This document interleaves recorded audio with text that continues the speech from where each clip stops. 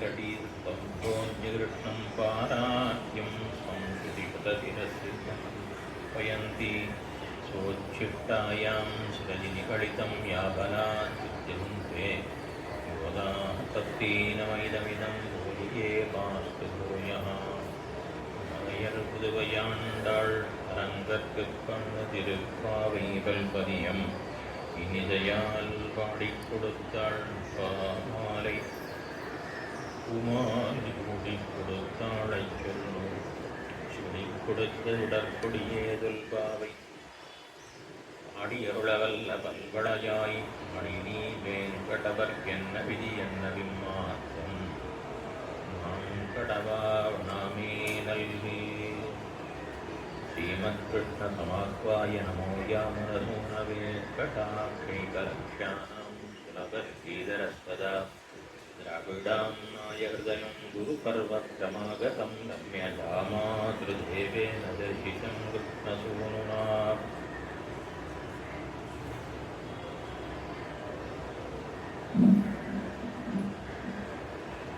ஆண்டாளருள் செய்த திருப்பாவையிலே 6வது பாசுரம் தொடக்கமாக 15வது பாசுரம் வரையிலும் 10 பண்பிள்ளைகளை எழுப்புகிறாள். இதிலே இவர்களை எழுப்ப வேண்டியதன் அவசியம் என்ன என்பதற்கு நேற்று தினம் சில காரணங்களை பார்த்தோம். எம்பெருமானை பற்றுகிற பொழுது அடியார்களை முன்னிட்டுத்தான் பத்தவானும் வேதம் வல்லார்களை கொண்டு இன்னொரு பெருமான் திருப்பாதம் பணிந்து என்கிறார் ஆழ்வார்களின் தலைவரான நம்மாழ்வார். ஆக எம்பெருமானுடைய அடியார்களை முன்னிட்டுத்தான் எம்பெருமானை பற்ற வேண்டும். ஆகையாலே அடியார்களை முன்னிடுகிறார்கள். இன்னும் ஒரு காரணம் திருவிழப்பிரான் தெரிவிக்கிறார். கண்டு வணங்கினார் கென்னாங்குள் காமனுடல் கொண்டதவத்தார் குமை உணர்த்த வண்டலம்பும் நின்முடியான் வண்டலம்பும் தாரளங்கள் நின்முடியான் தன் பெயரே கேட்டிருந்து அங்கு ஆரணங்கள் ஆனமையால் ஆய்ந்தது. ஒரு நாள் பார்வதி தேவியானவள் பரமசிவனிடத்திலே கேட்கிறாள், இது யாரை குறித்து தியானம் பண்ணுகின்றீர்? எப்பொழுது தியானம் பண்ணிட்டு இருக்கிறேன், யாரை குறித்து தியானம் பண்ணுவீர் என்று கேட்டாள். அவள் கேட்டவாறே இன்னாரை குறித்து தியானம் பண்றேன் எம்பெருமானுடைய திருநாமத்தை சொன்னான். எம்பெருமானுடைய திருநாமத்தை சொன்ன உடனே இவளையும் அந்த எம்பெருமானுடைய திருநாமங்களை சொல்லும்படியாக சொல்கிறான். அவளும் பெருமானுடைய திருநாமங்களை சொல்லுகிறாள். உடனே அந்த பெயரை அதாவது தாரளங்கள் நின்முடியான் தன் பெயரே கேட்டிருந்து இந்த எம்பெருமானுடைய திருநாமங்களை கேட்டவாறே அவள் ஞாபகப்படுத்திட்டார். அவள் ஞாபகப்படுத்தினதும் அந்த எம்பெருமானுடைய திருநாமம் நினைத்தவாறே உருவத் தொடங்கினானாம், துவண்டு விட்டானாம்.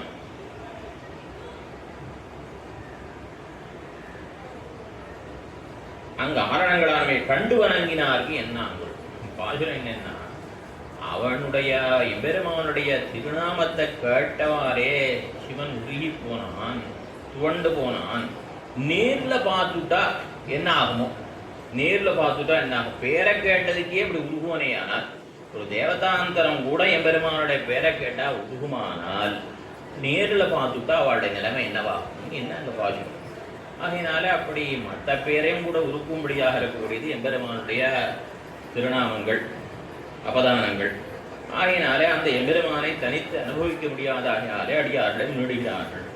இந்த எம்பெருமானோடு சேரும் பொழுது திருவங்கியாழ்வார் கர்கால் நாயுடைய பாசுரம், ஆழியோடும் பொன்னாரிசாரங்கமுடைய அடிகளை இன்னார் என்னறியேன். அடையாளங்கள்லாம் தெரிகிறது. ஆழியோடும் பொன்னார் சாரங்கமுடைய அடிகள். ஆழின திருவாழியான திருச்சக்கரம், சாரங்கம் வில் எல்லாம் ஏந்தி எம்பெருமான் வந்திருக்கிறான். ஆனாலும் கூட அவனுடைய சேருகிற பொழுது இன்னார் என்னறியேன். என்ன ஆழ்வார் அவன் தேவனா மனுஷனாய் அவனுடைய வைலட்சணத்தை பார்த்து இன்னார் என்ன அறுதியிட முடியவில்லையாம் அவராலே. ஆகையினால அவனை தனித்து அனுபவிக்க முடியாது. நேற்று தினம் பாசுரத்தை தொடக்கத்திலே ஒரு பிரமாணம் காட்டுகின்றார். இமயோர்தமக்கும் தன்சார்பிலாத தனி பெருமூர்த்தி தன் மகயம் சிபே நெஞ்சால் நினைப்பரிதால் வண்ணயூன் என்னும் ஈனச் சொல்லே. எம்பெருமான் நவநீத சௌக்கியம் பண்ணினான், வண்ணையை திருடி புஜித்தான், யசோதையாலே கட்டுண்டான், கட்டுண்டு அடியுண்டு அழுதான். இதை நித்தியசூரிகளாலேயும் இந்த நீர்மை குணத்தை அனுபவிக்க முடியவில்லையா? என்ன தெரிவிக்கிறார் ஆழ்வார் திருவருத்தத்தினுடைய இறுதியிலே. அப்படி விஷங்கல ஞானத்தை உடையவர்களான நித்தியசூரிகளாலே கூட பெருமானுடைய நீர்மையை அனுபவிக்க முடியவில்லை என்னால் இவர்களாலே எப்படி அனுபவிக்க முடியும்? ஆகினாலே இவர்களாலே தனித்து அனுபவிக்க முடியாதாகையாலே கூட்டத்தை அடைகிறார்கள். என்ன சமாதானம்?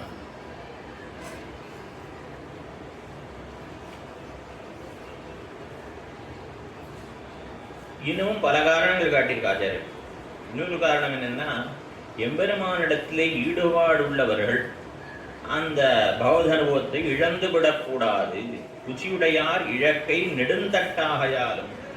பெருமானத்தை ஈடுபாடுள்ளவா கிட்டனை அனுபவிக்கணுங்கிற ஆசை உள்ளவா ஒருத்தர் கூட அந்த அனுபவத்தை இழந்துடக்கூடாது, எல்லோரும் கிட்டனை அனுபவிக்க வேண்டும் என்பதற்காக ஒருவரையும் விடாமல் எல்லோரையும் அழைக்கிறார்கள். நாமளே பார்க்கிறோம், சுவாமி பெருமானாருடைய வைபவத்திலே பார்க்கிறோம். சரமோபாய நிர்ணயத்திலே காட்டப்பட்டிருக்கிறது. அரையருடைய திருவம்சத்திலே திருவரங்கமாளியார் என்னும் ஒரு அரையர். இந்த அரையருடைய குமாரர் திருக்குமாரர், அவருக்கு ஏதோ சில சகவாசம் ஏற்பட்டு போயிடுது. அதனால அவர் எங்கேயோ ஒரு இடத்துல இருக்கார். அப்ப கிஷ்யாள்லாம் சொல்றார், சுவாமி என்ன பண்றார்? சுவாமி தாமே நேரில் போய் அவனை அழைச்சின்னு வர்றார். அங்கிருந்து அவன் எங்கேயோ தாசியனுடைய கிரகத்தில் இருக்கார். அவரை போய் சுவாமி தானே புறப்பட்டு போறார். உள்ளேருந்து அழைச்சி வாங்குங்கிறார். அழைத்து கொண்டு வந்து அவர் தம்முடைய திருவடி அவன் தலைமையில் வைத்து அவனுக்கு ஞானத்தை கொடுத்து கீதோபதேசம் பண்ணி அவரை திருத்தி பணி கொண்டார் என்று பார்க்கிறோம். ஆகையாலே சகவாச தோஷத்தாலே ஏதோ சேராச்சேர்த்தினாலே ஏதோ ஒரு சகவாசம் தவறான இது ஏற்பட்டு போயிடுது. அப்படிப்பட்டவர்களும் அவர்களும் கூட இந்த எம்பெருமானுடைய கைங்கரியத்தை இழந்து விடக்கூடாது. கைங்கரியம் பண்ணுவதற்கென்ன ஏற்பட்ட குடியிலே பிறந்துட்டு இப்படியோ ஆயிட்டானே, தூத்த சகவாசம் ஏற்பட்டு விட்டதே என்ன அவரையும் கூட விடாமல் எம்பெருமானார் போய் திருத்தி பணி கொண்டார் என்று பார்க்கிறோம். அதே மாதிரி பட்டருடைய விபத்து அஞ்சீர விபத்தும் கூட சில விற்த்தாந்தங்கள் உண்டு. அஞ்சீர விபத்தை கூட அவருடைய திருவிழா ஆசிரியத்திலிருந்து ஒரு பாகவதர், அவர் ஆறுனது ராஜாவிடத்தை வேலை செய்யக்கூடிய ஒரு சவரக்காரன்னு இருக்கும். அந்திமோபாய நிட்டையில் எடுத்திருக்கான். ஈட்டியை வச்சுட்டு யுத்தம் பண்ணக்கூடியவன் நஞ்சிய திருவிழையில் வந்து ஆசிரியிருக்கான். திடீர்னு ஒரு நாள் வந்து ஜீரை உமக்கும் எனக்கும் நீ சம்பந்தம் கிடையாது அப்படின்னு சொன்னான். அப்போ உடனே அவர் நஞ்சியர் அவனுக்கு உபதேசம் பண்ணி திருத்தணும்னு பார்க்குறான். இப்படி திருத்தணும்னு பார்த்த உடனே அவன் என்ன பண்ணிட்டானா, இருக்கிற அறையுடைய கதவையும் தாழி விட்டு விட்டான் உள்ள. மற்ற சிஷியாலாம் பயப்படுறா, ஐயோ ஜீயர் இருக்கார், இவங்க ஈட்டியும் கையுமா இருக்கிறான், இதனால ஜீயருக்கு என்ன ஆகிடுமோன்னு பயப்படுறான். அப்போ அவனையும் திருத்தி பணி கொண்டார் என்று சரித்திரம் காணப்படுகிறது. அப்படியாக மூட சம்பந்தமே எனக்கு வேண்டான்னு போன சிஷ்யாலையும் கூட ஆச்சாரியர்கள் விடாமல் திருத்தி பணி கொள்கிறார்கள். என்னால் எம்பெருமானுடைய அந்த சம்பந்தத்தை இவர்கள் எம்பெருமானுடைய சம்பந்தம் நித்தியமாக இருந்தால் உணர வேண்டியது ரொம்ப முக்கியம். அதற்கு தகுந்த மாதிரி உணர்ந்து கொண்டு அதற்கு தகுந்த மாதிரி அனுஷ்டானத்தை கொள்ள வேண்டும். ஆகையினாலே அவனையும் திருத்தி பணி கொண்டார் என்று நாம் பார்க்கிறோம். அதே பார்த்து நம்பிள்ளையோட விபத்து ஒன்று ஞாபகம் வந்துட்டு சொல்றேன். நம்பிள்ளை பௌதிகாலட்சம் தொடங்கியிருக்கார். முதல் நாள் வீரவராட்சி, 2ஆம் நாள் விடுவின் முத்தம், 3ஆம் நாள் பத்துடைய இடிவராட்சி, 4ஆம் நாள் அஞ்சீர மடனாராய் ஒரு வித்வான் 3 நாளாக வந்திருந்தார். அந்த வேதாந்தங்கள்லாம் வேதாந்த காலக்ஷேபம் பண்ண சவணம் பண்ணினவர். 3 நாளாக வந்தவர். 4ஆம் நாள் ஆழ்வாருக்கு எம்பெருமானிடத்திலே உண்டான காதலாலே ஆழ்வார் பெண் தன்மை எய்தினார் அப்படின்னு சொன்ன உடனே அவர் தலையடிச்சுட்டு இங்கேயும் லௌகிகமான காமம்னு நினைச்சிட்டு எழுந்துட்டு போயிட்டார். அவர் ரொம்ப வருத்தம் நம்பிள்ளைக்கு. இது அலௌகிகமான காமம், எம்பெருமானிடத்திலே உண்டான காமம். இது வேதாந்தங்களை எது உபாசனம் என்னும் பக்தி என்னும் சொல்லப்படுகிறதோ அதுதான் இவ்விடத்திலே ஆழ்வார்களாலே அவா வேட்கை அன்பு காதல் என்னெல்லாம் இவா சொல்றது எல்லாமே பகவத் விஷயமான காமமே உரிய லௌகிகமான காமம் அன்னை. அதாவது சேமனல் வேடும் பொருள் தரும் சீரியன காமம் நாங்கள் 4லும் கண்ணனுக்கே ஆவது காமம்னு பகவத் விஷயத்தில் உண்டான காமம். அது எம்பெருமானிடத்தில் உண்டான காமமே ஒழிய லௌகிகமான காமம் அன்னை. அதை உணர்ந்து கொள்ளாமல் அவர் எழுந்துட்டு போயிட்டார். நம்மள்ட ரொம்ப வருத்தப்பட்டாரா, ஒருத்தர் போயிட்டாரா எழுந்துருச்சு காலக்ஷேபத்திலிருந்து அப்படின்னு வருத்தப்பட்டார். இதுக்குன்னா அந்த ஒருத்தர் கூட இழக்கக்கூடாது என்று நினைக்கக்கூடியவர்கள் இவர்கள். அந்த எம்பெருமானிடத்திலே இவர்கள் பெண்தன்மை ஏதுவார்கள். காரணம் என்ன? அவருடைய வைலட்சண்யம் இப்படி பண்ணுகிறது. பாஞ்சாலி, அதாவது திரௌபதி இருந்தாள். திரௌபதி எவ்வளவு அழகுன்னா, அவள் கூட இருந்த மற்ற ஸ்திரீகள்லாம், ஐயோ நாம் ஆண்களாக பிறந்தக்காம போயிட்டோமே, ஆணாக பிறக்காம போயிட்டோமே, ஆணா பிறந்தா இவளை கல்யாணம் பண்ணிக்கலாம், இத்தனை அழகா இருக்காளேன்னு நினைப்பாளாம். அப்படி மற்ற பெண்களும் கூட ஆசைப்படும்படியான அழகு படைத்தவள் திரௌபதி. சாதாரண ஒரு பெண், அவளுக்கே இவ்வளவு அழகினாள். புருஷோத்தமனான எம்பெருமான் அவன் அத்தனை அழகு. ஆடவர் பெண்மை அபாவும் தோழினாய், அவள் அழகாக இருப்பான். அவனுடைய அழகை பார்த்து, அவனுடைய அழகை கண்டால் என்ன ஆகும்? இவர்களுக்கு தன்னிடையே பெண்தன்மையானது ஏற்படும். ஏன்னா ஸ்திரீ பிராயம் இதரம் ஜெகத்து. ஆகினால் இவர்கள் எம்பெருமானுடைய புருஷோத்தமனான எம்பெருமான் வந்து இவர்கள் பெண்தன்மை எய்தி அந்த எம்பெருமானை அனுபவிக்கிறார்கள்.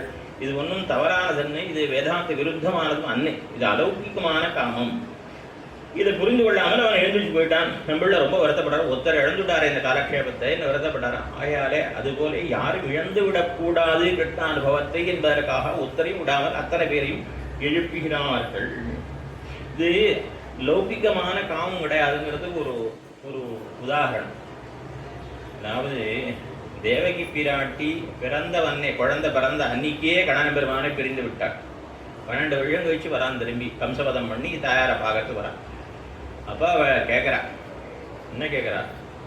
குன்னினால் குடகவித்ததும் கோலக்குரவ கோத்ததும் குடமாட்டும் கண்ணினால் விளவெறிந்ததும் காலால் காளியன் தல விதித்ததும் முதலா வெண்ணியேர் விண்டனல் விளையாட்டமனைத்திலும் உன்னும் கண்டிட பெற்றிலே நடியேன் கணுமாறி நீ உண்டினில் அருளே. அண்ணா, அவருடைய அபதானங்கள் ஒன்றுமே நான் பார்க்கலையே, பாவியேன் ஒன்றும் பெற்றிலேன், என்ன எதுவுமே கிடைக்கல, எதையும் செய்ய முடியாது போயிட்டேனே. அதனால அந்த அபதானங்கள் எல்லாத்தையும் எனக்கு இப்படி திரும்பி இவ்விடத்திலே நடத்தி காட்டவன். இன்னொன்று, குன்றினால் கூட கவித்ததும் கோவர்தன மலையை நீ குடையா பிடிச்சியாமே, அதை நான் பார்க்கணும், எனக்கு சேவை பண்ணி. குடமாட்டும் குடக்கூத்தாடினையாமே, அதை சேவிக்கணும். கன்றினால் விளவிரிந்ததும் வத்சாசுரன் எடுத்து கபித்தாசுரனை கொன்னையாமே, அந்த அபதானத்தை நான் பார்க்கணும். காலால் காளியன் தலை மிதித்ததும் முதலாக, காளியினுடைய தலை மீது ஆரபடின்னு ஒரு நடனம் ஆடினியாமே, அந்த நர்த்தனத்தை நான் பார்க்கணும், அதை சேவை பண்ணி வை இப்படின்னு அத்தனையும் சேவை பண்ணி வைக்கணும். கட்டவள் என்ன கேட்கிறா? கோல குரவ கோத்ததும், கோபிமாரோடு சேர்ந்து நீ குறவை கூத்தாடினாயே ராசக்கிரீடை, அதையும் நான் பார்க்க வேணும்னு கேட்கிறார். இது லௌகிகமான காமமாக இருந்தால் தாயார் தன் பிள்ளையிடம் இதை பார்க்கணும்னு சொல்ல மாட்டா. இது லௌகிகம் அன்று பகவத் விஷயமான காமம் ஆகியாலே இது பரா விலட்சணமானது. ஆகினாலே தான் இவள் அத்தையும் பார்க்க வேணும், சேவை சாதிக்கணும்னு கேட்கிறாள். ஆகினாலே அப்படி உயர்ந்ததான பகவத் விஷயத்தில் உண்டான ஈடுபாடு, அப்படி ஈடுபாடுள்ளவர்கள் இழந்துவிடக் கூடாது என்பதற்காக அத்தனை பேரையும் இவர்கள் அழைக்கிறார்கள். அதாவது லோகத்தில் திருடர்களுக்கும் காமுகர்களுக்கும் தனிமையும் இருட்டும் தேவைப்படும். இவர்களுக்கு என்ன தேவை? எம்பெருமான அனுபவிக்கிறவர்களுக்கு துணை தேவை, வெளிச்சம் தேவை, துணை தேவை. ஆகினாலே துணை தேட்டமாக யாரே எல்லோரையும் அழைக்கிறார்கள். இந்த பாசுரம் தினம் 7ஆம் தினம் 7வது நாள் திருப்பாவையிலே சாத்தம் கலந்து பேசின பேச்சரவம் கட்டிலையோ பேய்ப்பண்ணேம் தாயும் பிறப்பும் கலகலப்பக்கை வேர்த்து வாசனரும் குழலாய்ச்சியர் மத்தினால் ஓஜப்படுத்த தைரரவங்கள் இளையோ நாயக பெண் பிள்ளாயி நாராயணன் மூர்த்தி கேசவனை பாடவும் நீ கேட்டே விடத்தியோ தேசமுடையாயிரா பாவாயி தேசமுடையாயிரா. மாசுரத்தினுடைய அவதாரிகையிலே அழகமாள பெருமாள் நாயனார் ஒரு ஐதீகம் காட்டுகின்றார். ஆட்கொண்டவல்லி ஜீயருக்கும் நஞ்சியருக்கும் இடையிலே நடந்த சம்வாதத்தை பற்றி தெரிவிக்கிறார். ஆட்கொண்டவல்லி ஜீயர் என்பவர் எம்பெருமானாருடைய சிஷ்யர். அவர் ஒரு நாள் பெரியவருமாளை சென்று திருப்படி தொழுது மங்களாசாசனம் பண்ணிவிட்டு திரும்பவும் நம்முடைய மடத்துக்கு எழுந்துள்ளார். ரொம்ப வயோவிருத்தர், ஞானசீல வயோவிருத்தர், ரொம்ப வயசில் மூத்தவர், நஞ்சியர் பட்டருடைய சிஷ்யர். அவர் பெரியவருமான மங்களாசமன்றதுக்காக போயின்னு இருக்கார். இதே ஆட்கொண்ட வில்லிஜியரை பார்த்துட்டு அவர் சேவித்த பொழுது அவர் சொன்னாராம், என்னதான் இருந்தாலும் பெரியவர் மங்களாசாரத்துக்கு போனால் எப்படி அவருக்கு விசாரிக்கிறார். அங்கேயே சேவிக்கிறனே, பகவத் விஷயத்தில் ருச்சி நமக்கு மெய்யாக பிறந்ததில்லை காணும். என்னதான் இருந்தாலும் எனக்கெல்லாம் எம்பெருமானத்தை உண்மையிலே ஈடுபாடுங்கிறதே இல்லை அப்படின்னு யார் சொன்னார்? அத்தனை பெரியவர், கிட்டத்தட்ட 100 திருநட்சத்திரம் இருக்கும். அவர் சொல்றார், ஆட்கொண்ட வில்லிஜியர், எம்பெருமான்ட்ட உண்மையிலே எங்களுக்கெல்லாம் ஈடுபாடே கிடையாது, பகவத் விஷயத்தில் மெய்யே ருச்சி உண்டாக பெற்றிலோ, எம்பெருமான்ட்ட எங்களுக்கெல்லாம் ஈடுபாடே இல்லைன்னு சொன்னார். என்ன சுவாமியே, பொண்ணு ஆச்சாரியவான்கள் உண்டோ? சாட்சாத் எம்பெருமானாரே ஆச்சாரியரா பெற்றவர், நீர் இப்படி சொல்லலாமா? எத்தனை பெரியவர் நீர், ஞானபக்தி வைராக்கியத்துடைய வடிவமாக திகழ்கிறது, தேவள் போய் இப்படி சாதிக்கலாமா அப்படின்னாரா. அவர் சொன்னாரா, பகவத் விஷயத்தில் மெய்யே ருச்சியுண்டாகயாவதி பாகவதர்களை கண்டால் நிலா தென்னல் சந்தன குசுமம் போலே உகக்கு மண்ணு காணும். பெருமாண்ட ஈடுபாடு இருக்குன்னா அது எப்படி தெரிஞ்சுக்கிறது? உண்மையிலே எம்பெருமான்ட்ட ஈடுபாடு இருக்குன்னா அவளுக்கு எம்பெருமானுடைய அடியார்களை பார்த்தால் பார்த்த மாத்திரத்திலேயே உள்ளத்திலே உகப்பு உண்டாக வேணும்.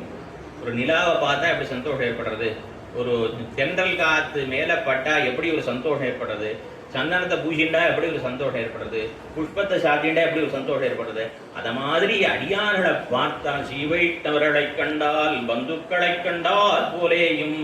நம்ம இதெல்லாம் சூத்திரங்களா எல்லாம் சொல்லுவோம். உண்மையிலே நம்ம மனசுல 100% இப்படி இருக்கான்னு பார்த்தால் கடை பார்க்கலாம். உண்மையிலே அந்த வர்றது ரொம்ப கஷ்டம். சொல்லிடுவோம், வாயால சொல்லிடுறது ரொம்ப நல்லா இருக்கும், கேட்கறதுக்கு இனிமையா இருக்கும். அது அனுவிட்டா அது வருமானம் சில பேருக்கு கோயிலுக்கு சில பேர் வந்தாலே பிடிக்காது. நம்ம சூத்திரம் சொல்லுவோம், பாடணும், ஒப்பிப்போம் வழியா 4 பேர் கோயிலுக்கு வந்தாலே சில பேருக்கு ஆகாது. கூட்டமா நிறைய பேர் ஒத்துட்டா கூட சில பேர் நிறைய அடியார் வந்தா கூட பிடிக்காது. அப்படித்தான் பல பேர் இருக்கா நாட்டில். என்ன அடுத்தவா நம்ம குறை சொல்றதுக்காக இல்லை, நம்மையே சொல்லி கொண்டுதான் இருக்கட்டும். ஆகையினால உங்களை சொல்லலை, அடியார் சொல்லிட்டேன். இப்படியாக அந்த ருச்சி அவ்வளவு சுலபமாக உண்டாடுது. எம்பெருமானுடைய அடியார்களை பார்த்தால் எப்போ உகப்பு உண்டாகிறதோ அப்போதான் இவருக்கு உண்மையிலேயே எம்பெருமானிடத்தில் ஈடுபாடு உண்டானதாக ஆகும். நம்முடைய ஆற்றுல நம்ம குழந்தைக்கு ஒரு நன்மை உண்டானா நம்ம எப்படி சந்தோஷப்படுறோமோ அதுபோல மற்ற சீவையிட்டவர்களுக்கு நன்மை உண்டானாலும் இவனுக்கு மகிழ்ச்சி ஏற்படும். அதான் பிறர் மிளைக்கும் உராமையிலா பெருமையும் பெத்தோமே என்று பெறத்தியாருக்கு ஒரு நல்லது நடந்தா இவன் வருத்தம் ஏற்படும். பக்கத்து சீவைட்டவருக்கு ஒரு நல்லது நடந்தா இவன் சந்தோஷப்படணும். ஐயோ அவருக்கு நல்லது நடந்துருத்தே அப்படின்னு நினைக்க கூடாது. அதான் தெரிவிக்கிறார்கள். நம்முடைய மூச்சுப்படியிலும் பார்த்தோமானால் சீவைட்ட லட்சணத்தை தெரிவிக்கிற பொழுது புறம்புண்டான 10 களையடைய வாசனையோடே விடுகையும் எம்பெருமானையே தஞ்சமென்னு 10கையும் பேத்துக்கு துவரிக்கையும் பேரு தபாதென்னு துணிந்திருக்கையும் இருக்கும் நாள் உகந்தருளின நிலங்களிலே குணானுபவ கைங்கரியங்களே போதுபோக்காகையும். ஒரு சீவைட்டம்னா எப்படி இருக்கணும்? மற்ற விஷயங்கள்ல உண்டான ஈடுபாட கட்டை அடியோட விட வேணும். எம்பெருமானை எப்பொழுது அடையப் போகிறோம் என்கிற ஆசை இருக்கணும். பேத்துக்கு துவரிக்கணும். நிச்சயமாக என் பேரு கிடைக்கும், நமக்கு வாதனமும் கிடைக்கும் அப்படின்னு நாம் பண்ண முடியலாம் சொல்லிட்டு வந்தார். இருக்கிற ஒரு திவ்ய தேசங்கள்ல கைங்கரியம் பண்ணணும் எல்லாம் சொல்லிட்டு வந்தவர். அப்புறம் 6வதாக சொன்னார், இப்படி இருக்கும் ஸ்ரீ வைஷ்ணவர்கள் ஏத்தமறிந்து உகந்திருக்கையும். அப்படியே சொல்லிட்டே வந்து கடைசியில வைஷ்ணவாதிகாரிக்கு அவசியாபேட்சிதம். ஒரு வைஷ்ணவனுக்கு இதெல்லாம் அவசியமா இருக்கணும்னு உணவாளவன் வியாக்கியானம் பண்ணார். இதுக்கு சொன்ன கீழே சொன்ன 5 வந்தாலும் வரும். இது உண்டாக அரிதாக இருப்பதும் நீரே இது. மற்ற சீவைட்டவனுக்கு இத்தனை பெருமை இருக்குன்னு கேட்டாலே அதுவே வைத்திருக்கணும். அப்படி இருந்தால் அவன் வைட்டவன் இல்லை. உண்மையான வைட்டவன்னா அடுத்த சிவாளுக்கு இருக்கக்கூடிய பெருமை கண்டு சந்தோஷப்படணும். இந்த சீவைட்டவாளுக்கு இருக்கக்கூடிய ஏத்தத்தை கண்டு உகக்கணும். அப்பதான் அதுதான் உண்மையான வைட்டவ லட்சணம் என்ன மூச்சுப்படியிலே பிடலோகாச்சாரியர் காட்டி கொடுக்கிறார். இந்த பாசுரத்தை அந்த அடியாரோட ஏத்தத்தை சொல்ல வந்த பாசுரம் இது. அப்படி என்ன இந்த பூமி எப்படிப்பட்டது? அசந்திகாயாமி வஹவ்யாஹா. இந்த இடத்திலே தாமரை பூத்தார் போலே இப்படி ஒரு அடியார் உண்டாகியிருக்கிறார்களே இந்த மன உகக்க வேணும். அப்படி உகக்கவில்லையானால் உண்மையிலே பகவத் விஷயத்தில் ஈடுபாடு இருக்குன்னு சொல்ல முடியாது. அடியார்கள் எம்பெருமானை காட்டிலும் உட்கிட்டர்கள் என்பதை உணரணுங்கிறது தான் இந்த பாசுரத்திலே சாரமாக தெரிவிக்கப்படுகிறது. அதனாலே தான் பெரியோர்கள் அடியாருடைய வைபவத்தை இந்த பாசுரத்திலே அவதாரிகையில் தெரிவிக்கிறார்கள். சிவஜனபூஷணத்திலே இவர்கள் மக்கள் சாமிய புத்தியும் ஆதிக்க புத்தியும் நடக்க வேணும் அப்படின்னா என்னங்கிறது அவரே விவரிக்கிறார். அதாவது ஆச்சாரிய துல்யர் என்னும் சம்சாரிகளிலும் தன்னிலும் ஈஸ்வரனிலும் அதிகர் என்ன நினைக்க வேணும். சிவஜனபூஷன் உலலோகாச்சாரி சாதிக்கிறார்.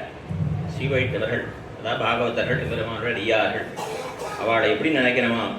ஆச்சாரியருக்கு துல்யர், ஆச்சாரியனுக்கு சமமானவர். அப்புறம் என்ன நினைக்கணும்? சம்சாரிகளிலும் தன்னிலும் ஈஸ்வரனிலும் அதிகர். இந்த லோகத்தில் இருக்க மற்ற பேரை காட்டிலும் வசந்தவா, தன்னை காட்ட என்ன காட்டிலும் வசந்தவா அப்படின்னு ஒத்தொத்தனும் நினைக்கணும். எம்பெருமான காட்டிலும் வசந்தவான்னு நினைக்கணும். இது ஆச்சாரியனுக்கு சமம் நினைக்கலாமா அப்படின்னா அவரே சொல்ற சமாதானம் சொல்ற ஆச்சாரிய சாமியத்துக்கடி ஆச்சாரிய வச்சனம். ஆச்சாரியனுக்கு சமமாக மற்ற சீவைட்டவர்களை நினைக்க வேணும்னா அதுக்கு காரணம் ஆச்சாரியம் அப்படி சொல்லியிருக்கார். சமாஜனம் பண்ணி நினைக்கி மற்ற சீவைட்டமாரையும் நீர் மதிக்க வேணும், அவர்களையும் சுத்தரிக்க வேணும்னு சொல்லியிருக்கார். எங்க சொன்னார் அப்படின்னா நமக்கு எல்லாருக்கும் ஆச்சாரியன் யாரு? குருதி திச்ச பதம் பாதி நான்யத்ர. குருங்கிற சப்தம் சீவைட்ட சம்பிரதாயத்திலே குருன்னு சொன்னால் எம்பெருமானார் ஒருத்தர் தான் குரு. ஆச்சாரியன்னா அவர் தான், வேற யாரையும் குறிக்காது. ஆச்சாரியரான எம்பெருமானார் ஒரு நாள் இதெல்லாம் அருள் பெருவானடியார்ங்கிற திருவாய்மொழி வியாக்கியானத்தில் இருக்குது வீட்டில், நம்ம வீட்டில். ஒரு நாள் என்ன பண்ணாருன்னா சிஷ்யாலாம் இருக்கிற பொழுது பராசர பட்டரை உள்ள கணவாங்கி சேவைன்னா உண்டு. இப்பெல்லாம் கணையே இப்போ இருக்கோ இந்த தலைமையில் இருக்க கணையே பார்த்துருக்க மாட்டாங்க. கேட்டு இருக்கேன் அந்த இடத்துல ஒரு கணை இது இருக்கும். அதுக்குள்ளே அழைச்சின்னு போய் அங்கே பட்டரை அழைச்சின்னு போய் சொல்லி அழைத்து கொண்டு சென்று அவர் ஒரு ஸ்லோகத்தை பெருமாள் திரும்ப விண்ணப்பிக்க சொல்லி அதன் பிறகு திரும்பி உலகத்தை அழைச்சி கொண்டு வந்து சிஷ்யாளுக்கு முன்னாடி நம்முடைய ஆரடங்களும் நம்ம போலே இவரை நினைக்க வேணும். நம்முடைய ஆரடங்களும் நம்ம சேர்ந்தவா இல்ல, நம்முடைய சிஷ்யாள்லாம் என்னை எப்படி இப்போ என்னிடத்துல பிரதிபத்தி கொண்டிருக்கீள் அது போன்ற பிரதிபத்தியை இந்த பட்டரிடத்திலேயும் நீங்கள் கொள்ள வேணும்னு சொன்னாராம். அப்படி ஆச்சாரி சாமியத்துக்கடியே ஆச்சாரிய வச்சனம் என்ன சூத்திரம் அதுதான். அதை திருவுள்ளத்தை கொண்டுதான் சாதிக்கிறார். அந்த ஆச்சாரியனுக்கு இந்த சிவைட்டவர்களுக்கு எம்பெருமான காட்டிலும் ஏற்ற உண்டுன்னு நினைக்கிறேன். ஏன்னா நீங்கள் கோயிலில் வந்து வரோம், எம்பெருமான் நம்ம வாய் திறந்து பேச மாட்டான். எம்பெருமான் பேசுவானா? பேச மாட்டான். இந்த எம்பெருமானை பற்றுகிற பொழுதும் புருஷகாரன் நமக்கு தேவைப்படுறது. நாம் ஏதோ ஒரு தப்பு பண்ணினா அன்னைக்கு இது தப்புடாப்பா, நீ இப்படி பண்ணப்படாது, இப்படி தான் பண்ணணும் பெருமாள் சொல்லுவாரோ சொல்ல மாட்டார். நான் இந்த அடியார்கள் நாம் தப்பு பண்ணினா நம்ம கூப்பிட்டு இது சரியில்லை, நீ இப்படி நடந்துக்கூடாது, இப்படிதான் நடந்துக்கணும் அப்படின்னு நம்ம வழிப்படுத்துவோம், நெறிப்படுத்துவா. ஆகையினாலே இந்த அடியார்கள் எம்பெருமானை காட்டு உயர்ந்தவர்கள் என்ன அவிடத்து வியாக்கியானத்தில் மனவாளம் வந்து காட்டி விடுவிட்டார். ஆக இந்த அடியார்களுக்கு என்ன ஏத்தம்னா ஒரு பிரமாணம், கணனெம்பெருமானே தெரிவிக்க முடியாத ஒரு பிரமாணம். நஹ்யம் மயானி தீர்த்தானி ந தேவா மிருச்சிலா மயாஹ தே புனந்தி உருகாலேன தர்ஷனாதேவ சாதவஹ. எம்பெருமான் சன்னதிகளிலே அர்ச்சையில சேவை சாதிக்கின்றான். அந்த எம்பெருமானை நீங்கள் போய் சேவிக்கிறீர்கள் உடனே வந்து சேவிச்ச உடனே உங்களை புனிதர்களாக எம்பெருமான் ஆக்கிவிட மாட்டான். ஆனால் இந்த தர்ஷனாதேவ சாதவா சாதுக்கள் என்கிற மகான்களுக்காக ஞானிகள் அவள் நீங்கள் போய் சேவிச்ச மாத்திரத்தில் உங்களுக்கு பவித்திரமாக ஆகிடுவார்கள், உங்களை புனிதர்களாக அவர்கள் ஆக்கி விடுவார்கள். ஆனால் எம்பெருமான் அப்பொழுதே உடனே எல்லாம் உங்களை பரிசுத்தர்களாக ஆக்கி விட மாட்டான். அதனால் அடியார்கள் அந்த எம்பெருமானை காற்று உயர்ந்தவர்கள். அந்த எண்ணமானது நமக்கு குதிக்க வேண்டும் என்பதான இந்த பாட்டிலே நன்றாக சூச்சிப்பிக்கப்படுகின்றது. இந்த பாசுரத்திலே என்னென்ன அடையாளம் சொல்லுகிறாள், எழுப்பப்படுகிற பெண் பிள்ளைக்கு எந்த பெயரை சொல்லி அவர்களை அழைக்கிறாள் என்பதை பார்க்க வேண்டும். நேற்று தினம் பாசுரத்திலே பிள்ளாய் என்று அழைத்தாள். இன்னைய தினம் 3 வெளிச்சொற்கள் இந்த பாசுரத்திலே காணப்படுகின்றது. முதல்ல பேய் பெண்ணே, அடுத்தது நாயக பெண் பிள்ளாய், கடைசியில தேசமுடையாய் என்று 3 விசேஷங்களை இட்டு அழைக்கிறார். பேய் பெண்ணே, பேய் பெண்ணேன்னு இதை பார்த்து பேய் பெண்ணே சொல்லலாமா? அப்படி பைத்தியகாரி அப்படின்னு சொல்ற மாதிரி என்ன இருக்கு? சொல்லலாமா? பரவா சொல்லலாமா அப்படின்னா பார்க்கணும். குலசேகர பெருமாள் ஒரு இடத்துல பேயரே எனக்கு யாவரும் யானுமோர் பேயனே எவர்க்கும் இது பேசியன் என்று தெரிவிப்பார். அதாவது அவருக்கு மிகுந்த ஈடுபாடு எம்பெருமானிடத்திலே நம்ம பெரியவர்கள் வந்து சேவிக்கணும்னு ஆசை.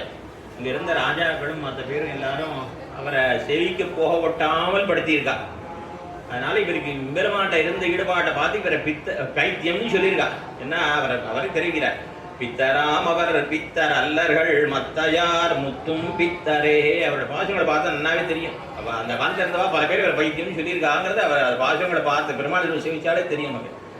ஆனால் அவர் தெரிவிக்கிறார் எம்பெருமாட்ட ஈடுபாடுள்ள பைத்தியம் இல்லை, மற்ற பேர் தான் பைத்தியம்னு அவர் சாதிக்கிறார். ஆக இந்த மாதிரி சொல்லலாமான்னா, ஒரு நாள் திருவங்கி ஆழ்வார் திருநறையூர்லே இருந்து கொண்டு அந்த எம்பெருமானை அனுபவித்துக் கொண்டு இருக்கிற காலத்திலே இந்த பெருமாள்கிட்ட போய் தெரிவிக்கிறார், பெருமாளே ஒரு குறை எனக்கு, என்ன குறமாக்கு அப்படின்னாரு. இந்த ஜனங்கள்லாம் என்னை வந்து பைத்தியம்னு சொல்றது. இது நம்ம பைத்தியம் சொல்றாளா? ஏன் பைத்தியம் சொல்றா? யார் வேற நீ கள்ள தூக்கி கொட்டிடா, எல்லாரும் அடிச்சுட்டீரா யாரையாவது அப்படின்னு கேட்டார் அம்பர்கள் நம்பி பெருமான். சொன்னா இதல்ல, பிதாவின் பேசுகின்றார் பிறர் என்னை, பிதாவின் பேசுகின்றார் பிறர் என்னை. என்ன காரணம்? யாரையா கல்லாரம் அடிச்சுட்டீரா, இன்னும் பைத்தியம்னு எதுக்காக சொல்லணும் அப்படின்னு? அப்படி இல்லைன்னா ஒரு காரியம் பண்ணுவேனா, அத்தாரியே என் உன்னை அழைக்கா பிதாவென் பேசுகின்றார் பிறர் என்னை. நான் அத்தாரியேன்னு உன்னுடைய திருநாமங்களை எல்லாம் சொன்னேன், உன் பெயரெல்லாம் சொன்ன மாத்திரத்துல உன் பெயரே சொல்லிட்டு இருக்கேன், இந்த ஜனங்கள்லாம் என்ன பைத்தியம்னு சொல்றது அப்படின்னா. சரி, என் பேரை சொல்றதுனால தானே உன் பைத்தியம் சொன்னா, இனிமே என் பேரை சொல்லாது, என்னை விட்டு போயிடு நீ அப்படின்னாரு. அவ என்ன வேணாலும் சொல்லிட்டு, முத்தே மணி மாணிக்கமே முளைக்கின்ன வித்தே உன்னை எங்கனம் விடுகேனே, முத்தே மணி மாணிக்கமே முளைக்கின்ன வித்தே. அவ எத்தனை பைத்தியம், 1000 தடவை பைத்தியம் சொல்லிட்டோம், 1000 பேர் சொல்லிட்டோம், 1,00,000 பேர் சொல்லிட்டோம், என்ன வேணாலும் சொல்லிட்டோம், பித்தன்னு சொல்லிட்டோம், உங்க போய் விடுவேனா, உன்னை எங்கனம் விடுகேனே என்று எம்பெருமானிடத்தில் ஈடுபாட்டை பார்த்து இவர்கள் சொல்லுவதையானால் அதுவும் உத்தேசியம் தானே ஒழிய அது நமக்கு தியாஜ்யம் கிடையாது. பெருமானார் விஷயத்துல மிளகாழ்வான்னு ஒருத்தர் இருந்தார். ஒரு ராஜாவோட சபையிலே நிறைய பேருக்கு அன்றைய தினம் ஏதோ ஒரு விசேஷ தினம். ராஜா எல்லாருக்கும் சாஸ்திரங்களாம் வச்சவனுக்கு நிறைய சம்மானங்கள்லாம் பண்ணிட்டு இருக்கான். சரி, இந்த இடத்துல நிறைய சம்பாவனை எல்லாம் கொடுக்குறான்னு விட்டு விரும்ப போயிட்டார். அது போனால் அவட உள்ள விடமாட்டேன்னு தேக்கிட்டான். என்ன காரணம்? எனக்கு என்ன தெரியாது, தர்க்கம் தெரியாதா, மீமாம்சம் தெரியாதா, வியாக்கரணம் தெரியாதா, வேதாந்தம் தெரியாதா, எனக்கு எல்லா சாஸ்திரமும் தெரியும், இத்தனை பேர் உள்ள விட்டு என்னை தடுத்து இட என்ன காரணம்னா, இங்கே சீவைட்டவர் அவளை சீவைட்டவா இல்லை, இங்கே சீவைட்டவாழை நாங்கள் சன்மானம் பண்ண மாட்டோம்னா அவருக்கு அவ்வளோ சந்தோஷம்.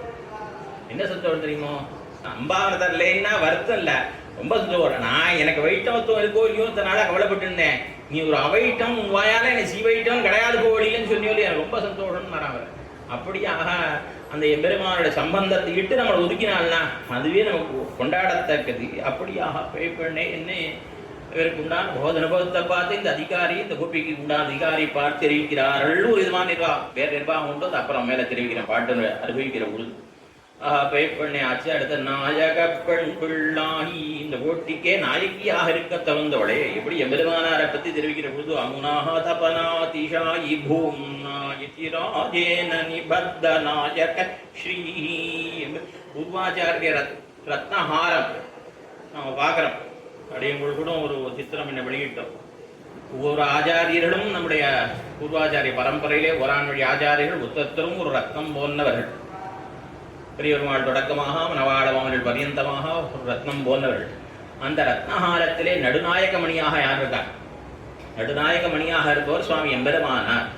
ஆக நடுநாயக மணியாக இருக்கார். அதான் தெரிவிக்கிற அந்த ஸ்லோகத்தை இத்திராஜ சப்ததியிலே வேதாந்த வாசிரியர் அமுனா தபனா திஷாயி பூம்னாஹா. இவருடைய வெறும் எப்படி இருக்கா, சூரியனை காற்று மிகுந்த தேஜஸோட விளங்குகிறார் சுவாமி எம்பெருமானார் தெரிவிக்கிற அந்த ஸ்லோகத்தில். திராஜேன நிபத்த நாயக ஸ்ரீ, அந்த ஆச்சாரிய மண்டலியிலே நாயகராக விளங்குகின்றார். மகதி குரு பங்கி ஹார எட்டி, இந்த பூர்வாச்சாரியர்களாக ரத்தன ஹாரத்திலே விபூதானாம் ஹிருதயங்கமா விபாதி, வித்வானுடைய ஹிருதயத்திலே நடுநாயக மணி போல எழுந்துள்ளிருக்கிறார் எம்பெருமானார கொண்டாடுறார். அதுபோல இந்த கோபிமாருடைய போட்டியிலே நடுநாயக மணி நாயகமணி போன்றவள் நாயக பெண்பிள்ளா என்ன இந்த பெண்பிள்ளையை கொண்டாடுகின்றார்கள். கடைசியாக தேசமுடையாய், தேஜஸ் உடையவளே. சம்ஸ்கிருதத்தில் தேஜஸ் அப்படின்னு ஒரு சொல்.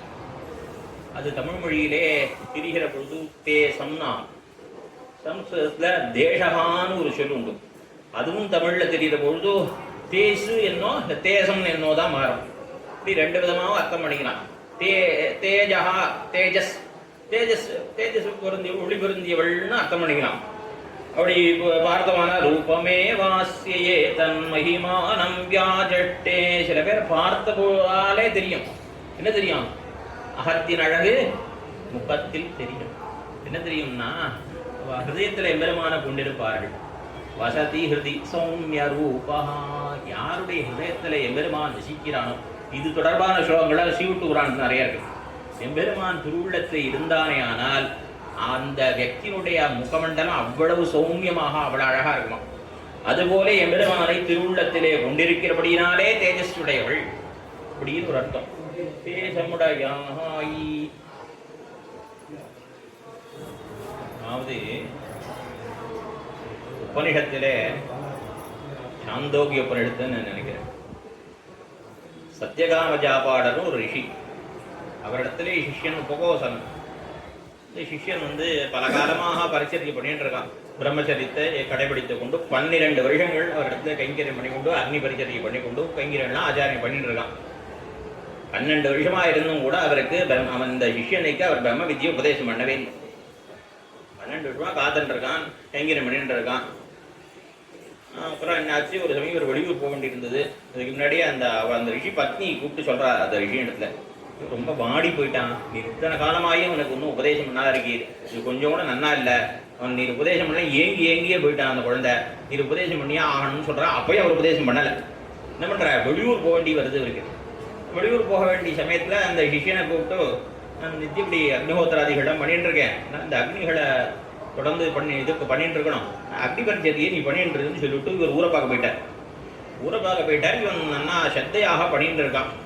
இவன் ஸ்ரத்தையாக அக்னி பரிச்சரியை பண்ணுறதை பார்த்துரும் அந்த அக்னி தேவதைகள் என்ன பண்ணிட்டு இவனத்தை பிரசன்னமாகி அவளே நேர பிரத்யட்சமாக தோன்றி இவனுக்கு அந்த பிரம்ம ஜானத்தை ஒரு பிரம்ம வித்தியை உபதேசம் பண்ணிட்டார்.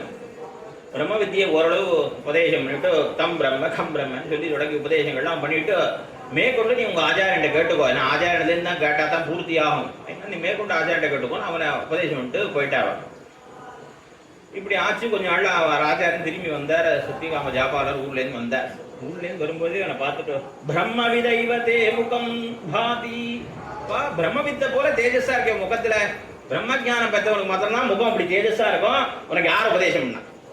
திரும்ப நான் உபதேசம் பண்ணல, உனக்கு யாரா எங்கிருந்தா வந்து உபதேசம் பண்ணா உனக்கு? அப்படி பார்த்து உள்ள நுழையும் போதே அவனை பார்த்துட்டு, பிரம்ம விதைவ தேசோம்ய முகம் பாதி, அப்படி பிரகாசிக்கிறது உன் முகம். அவனுக்கு தெரியாது. பிரம்மவித்துக்களுக்கு தாங்கள் பிரம்மவித்துக்கள்னு தமக்கு தேஜஸ் பிரகாசிக்கிறது இவாளுக்கு தெரியாது. அந்த பிரம்மவித்துக்களுக்கு தெரியும், பிரம்மஞானிகளுக்கு தெரியும். ஒருத்தர் பார்த்தா, அப்போ உனக்கு நான் இது வரைக்கும் உபதேசமே பண்ணலையே, அந்த பிரம்மவித்தியை உபதேசமே பண்ணலையே, ஆனால் எப்படி பிரம்மவித்தை போல நீ தேஜஸ்வியா இருக்கியே எப்படி அப்படின்னு கேட்டாரான். அப்போ அவன் சொல்கிறான், இந்த மாதிரி வாழ உபதேசம் பண்ணா மேற்கொண்டு அவள் உபதேசம் பண்ணணும்னு சொல்லி அவன் பிரார்த்திக்கிறான். அப்புறம் அவர் உபதேசம் பண்ணுறான். எதுக்கு சொல்கிறேன், பார்த்த மாத்திரத்திலே அவனுக்கு பிரம்மஜானம் ஏற்பட்டு விட்டதுன்னு எப்படி முகத்தில் தெரிஞ்சோ அதை போல பிரம்மஜானமானது இவளுக்கு உண்டுன்னு இவளுடைய முகத்தை பார்த்தாலே தெரியுதான். அதான் தேசமுடையான் என்ன. இப்படியாக பல அர்த்தங்கள் தேசமுடையாகிறதுக்கு நிறைய அர்த்தங்கள் பெரியவர்கள் காட்டியோடு உள்ளார்கள். மேலே பாசுரத்தினுடைய அனுபவத்துக்கு செல்வோம்.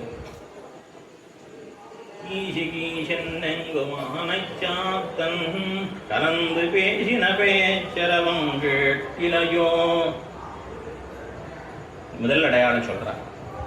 அம்மா பொழுது விழுந்து எழுந்துறீன்னா சொன்னால் பொழுது விடியலையேன்னு உள்ள இருக்கும். இல்லை ஆனைச்சாத்தன் கீசுங்கிறதே கீச்சுன்னு சப்தமிடுறதே, ஒலி எழுப்புகின்றதே பறவைகள்லாம், பரத்வாஜ பட்சிகள், பலியன்னு பேர். ஆனஜாத்தம்னு சொல்லுவா மலையாள தேசத்தில். மலையாள நாட்டில் அதிகமாக இருக்கக்கூடிய தென் தேசங்களிலேயும் மலையாள நாட்டிலையும் இருக்கக்கூடிய பறவை இது. அந்த ஆனைச்சாத்தன் கீச்சுன்னு சப்தமிடுறதே அது உன் காதில் விழவில்லையான்னு சொல்லுவோம். ஏதோ ஒரு ஆனைச்சாத்தனை எங்கேயாவது சத்தம் போட்டால் அதை இட்டு பொழுது முடிஞ்சதுதான் ஆயிடுமா அப்படின்னா, எங்கும் ஆனைச்சாத்தன் கலந்து பேசினா. எல்லா இடத்துலையும், ஒரு இடத்துல இல்லை, எல்லா இடத்துலையும் ஆனைச்சாத்தன் சப்தமிடுகிறதே அது உனக்கு காதிலே விழவில்லையா என்று கேட்க அவர் சொன்னால், நீங்கள் இருக்கிற ஊரில் பட்சிகள்லாம் தூங்க முடியுமா? நீங்கள் எழுப்பி விட்டுருப்பேள், நீங்கள் தூங்க அதுகளை கிளப்பி விட்டுருப்பேள், அதனால் அவைகள் சப்திக்குமா இருக்கும். கீச்சு கீச்சு கீச்சு கீச்சுன்னா என்ன? அனக்ஷரரசமாயிருக்கை. என்ன அக்ஷரம் என்ன சொல்லுதுன்னு தெரியல, ஆனா கேட்கறதுக்கு ரொம்ப இனிமையா இருக்கு. அவ்யக்த மதுரம். இந்த பாட்டெல்லாம் இந்த பக்கத்து சிலையில் நரசிம்மாச்சார சுவாமி சொன்ன அர்த்தங்கள் அப்படியே ஞாபகம் வரும். பக்கத்து சிலையில் சாச்சார் ஒரு திருப்பா ஒவ்வொருத்தர சொன்ன ஒரு தான் சாச்சார். அந்த வியாக்கியானத்தை ஆரம்பத்தை என்னென்ன சொல்லிருப்போ அதை அத்தனையும் பார்க்காமலே சாச்சார். அனக்ஷரரசமா இயற்கை அவ்யக்த மதுரமா. அவ்யக்தம்னா தெளிவில்லாம இருக்கு, ஆனா கேட்கறதுக்கு மதுரம் ரொம்ப இனிமையா இருக்கு. என்ன அது என்ன அர்த்தம்னு தெரியாது. கீச்சு கீச்சு அர்த்தம் போடுறது அவ்வளவு இனிமையா கீச்சு கீச்செங்கும் அனச்சாத்தன் கலந்து பேசின பேச்சரவங்கட்டிலையோ. அனச்சாத்தன் அந்த பரத்வாஜ ரிஷிகள் கலந்து பேசின பேச்சரவம் கேட்டிலையோ நிஸ்வனம் சக்கரமாக ஆக்கானம் நிஷம்ய என்னே. அந்த சிறையிறந்தவளான பிராட்டி அந்த பக்ஷிநாதத்தை கேட்டு வருத்தப்பட்டாளாம். அதுபோல நீ பக்ஷிநாதத்தை கேட்டா பொழுதுபடுந்து எழுந்திருக்க வேண்டாவோ கிடைக்கிறாயே என்ன அவளை எழுப்பீரார்கள். என்ன பண்ணா கலந்து பேசின பேச்சரவம். பேச்சரம் இன்னைக்குப்பா அவன் பேசுற பேச்ச கேட்டியான்னு சொல்லுவா. அவன் பேசுற பேச்சோடைய ஒலியை கேட்டியான்னு யாராவது சொல்லுவாள்.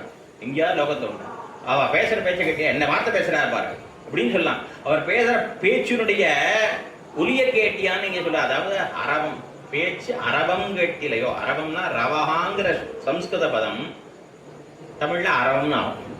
ரவஹான்னா சப்தம்னு அர்த்தம். பேச்சினுடைய துவனிய கேட்டியா. பேச்சோட துவனிய கேட்டியான்னு அர்த்தம். சும்மா திருப்பாவையில வெறும் பாட்டு மேல காட்டா போறாது. திருப்பாவையில துவன்யர்த்த பிரதானமான வியங்கியமான காவியம் இது. துவனி பிரதானமான காவியம். காவியங்கள்ல எது பிரதானம்னு சர்ச்சைகள்லாம் உண்டு அலங்கார சாஸ்திரத்துல. அதுல துவனி பிரதான உட்பொருள்கள் புதிந்த திருப்பாவை. சும்மா நீ மேலாக கற்று போறது பிரயோஜனம் இல்லை. உள்ளர்த்தங்கள் என்னன்னு கேட்கணும். கலந்து பேசின பேச்சரவங்கேட்டிலையோ பேய் பெண்ணே. எம்பெருமானை காட்டிலும் அடியார்கள் தான் உயர்ந்தவர்கள். பகவத் சம்சேஷத்தை காட்டிலும் பாகவத சம்சேஷம் முக்கியம் என்று அறிந்திருந்தும் அத்தை மறந்து கிடப்பவளே. எம்பெருமானை காட்டிலும் அடியார்கள் உயர்ந்தவர்கள் என்பதை நன்னாக அறிந்திருந்தோம், அத்தை மறந்து கிடக்கிறாய் பெண்ணே. அடுத்த அடையாளம் சொல்றா. சரி ஆனஜாத்தன் சப்தம்ன்றது இந்த கலந்துங்கிறதுக்கு நிறைய அர்த்த விஷயங்கள் பெரியவா காட்டியிருக்கா. அதான் நேரம் இல்லை அடியும் விட்டுறேன். அடுத்த அடையாளம் சொல்றார். ஆசும் பிறப்பும் கலகலப்ப கை பேர்த்து மாசதரும் வேளாச்சியர் மத்தினால் ஓசப்படுத்த தைரவம் கேட்டிலையோ. காசும் பிறப்பும். காசும் பிறப்பும்னா அது இடையர்கள்ல இடைச்சிகளை அணியக்கூடிய ஆபரண விசேஷங்கள். அச்சித்தாலி அமைத்தாலி அந்த ஆபரணங்களை அணிந்து கொண்டு காலவேளையிலே அவர்கள் தயிர் கடையினார்களே. அந்த அதுவும் காதிலே விழவில்லையா? முதலடையாளம் அந்த அனைச்சாத்தங்கிற பறவைகள் ஒலி எழுப்பது உன் காதல வில்லையான்னு கேட்டார். அடுத்ததாக அவர்கள் தயிர் கடையினார்கள் இடைச்சிமார்கள் ஆய்ச்சியர். அந்த அதனுடைய ஓசையும் எனக்கு கேட்கவில்லையான்னு சொல்லும்போது அவ எப்படி தயிர் கடையாலாம்? ஆபரணங்களை எல்லாம் அணிந்து கொண்டிருக்கிறார்களாம். அப்படி அவர்கள் கடைகிற பொழுது அறவூர் உசுலாய் மலை தேய்கோலி என்ன திருப்பார்கள் இல்லை மந்திரமலையை நாட்டி அப்படி தேவரிடம் சிறுவலுமாக அந்த வாசுகி கயிறாக கொண்டு கடைஞ்ச பொழுது ஒலி எழும்பினா போலே இவர்கள் என்ன எத்தனை பேர் 5 லட்சம் குடியில் பிரம்மவிவர்த்த புராணம் சொல்றது. 5 லட்சம் குடும்ப திருமாளிகளே இந்த இல்லங்களையும் அத்தனை பேர் தயிர் கடைகிறார். இது எவ்வளவு சப்தம் கேட்டிருக்கோம். இவா தயிர் கடைகிற ஓசை, அப்பொழுது அந்த ஆபரணங்கள்லாம் ஒன்றுக்கொன்று உரசுகிற ஓசை. அது மாத்திரம் இல்லாமல் எப்படி விருட தை கடைவாட வாழலாம்? அப்படி கிடையாது. எம்பெருமான பாடிக்கொண்டேதான் அவர்கள் தை கடையாளர்கள். இப்படி இவர்கள் பாடுற பாட்டினுடைய ஓசை. அதாவது உத்காயதீனாம் அரவிந்தலோச்சனம் பிரஜாங்கனானாம் திவமஸ்பிருஷத்வனி தத்னஸ்ய நிர்மந்தன சப்தமிஸ்ரிதோ நிரஸ்யதே ஏன திஷாமங்கலம். இந்த கோபிமார்கள் தயிர் கடையிறார். தயிர் கடையிற பொழுது தாமரக்கண்ணனான எம்பெருமானுடைய அந்த கண்ணழகை பாடிக்கொண்டே கடையிறார்கள். காயத்தி நாம் அரவிந்தலோச்சனம். எம்பெருமானுடைய கண்ணழகுக்கு தோத்து பாடுறாங்க. பாடுற போது திவம் அஸ்பிருஷத்து துவனி.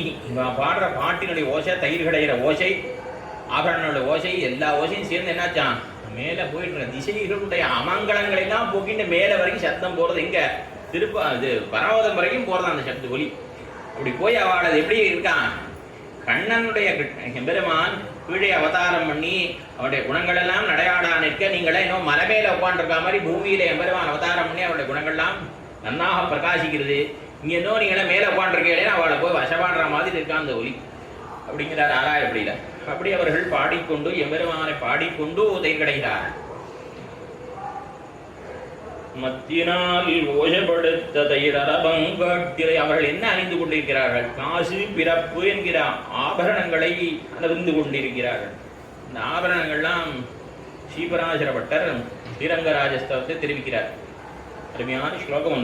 வக்ஷஸ்தல்யாம் துளசி கமலா கௌஸ்துபைர் வைஜயந்தி சர்வேஷத்வம் கதயதி தராம் ரங்கதாம் நஸ்ததாஸ்தாம் கூர்மவ்யாக்ரீ நகபரிமிளதி பஞ்சஹேதி யசோதானந்தா மௌக்யாபரணமதிகம் நசமாதிந்தினோதி.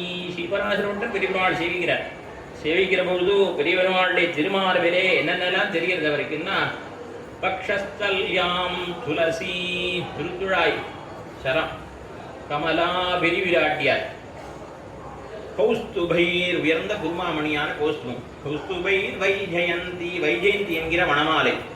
இதனால எதை காட்டுறது? எம்பெருமானுடைய மேன்மையை காட்டுறது. சர்வேஷத்துவம் கதயதி தராம், அவன் சர்வேஸ்வரன் காட்டுறது.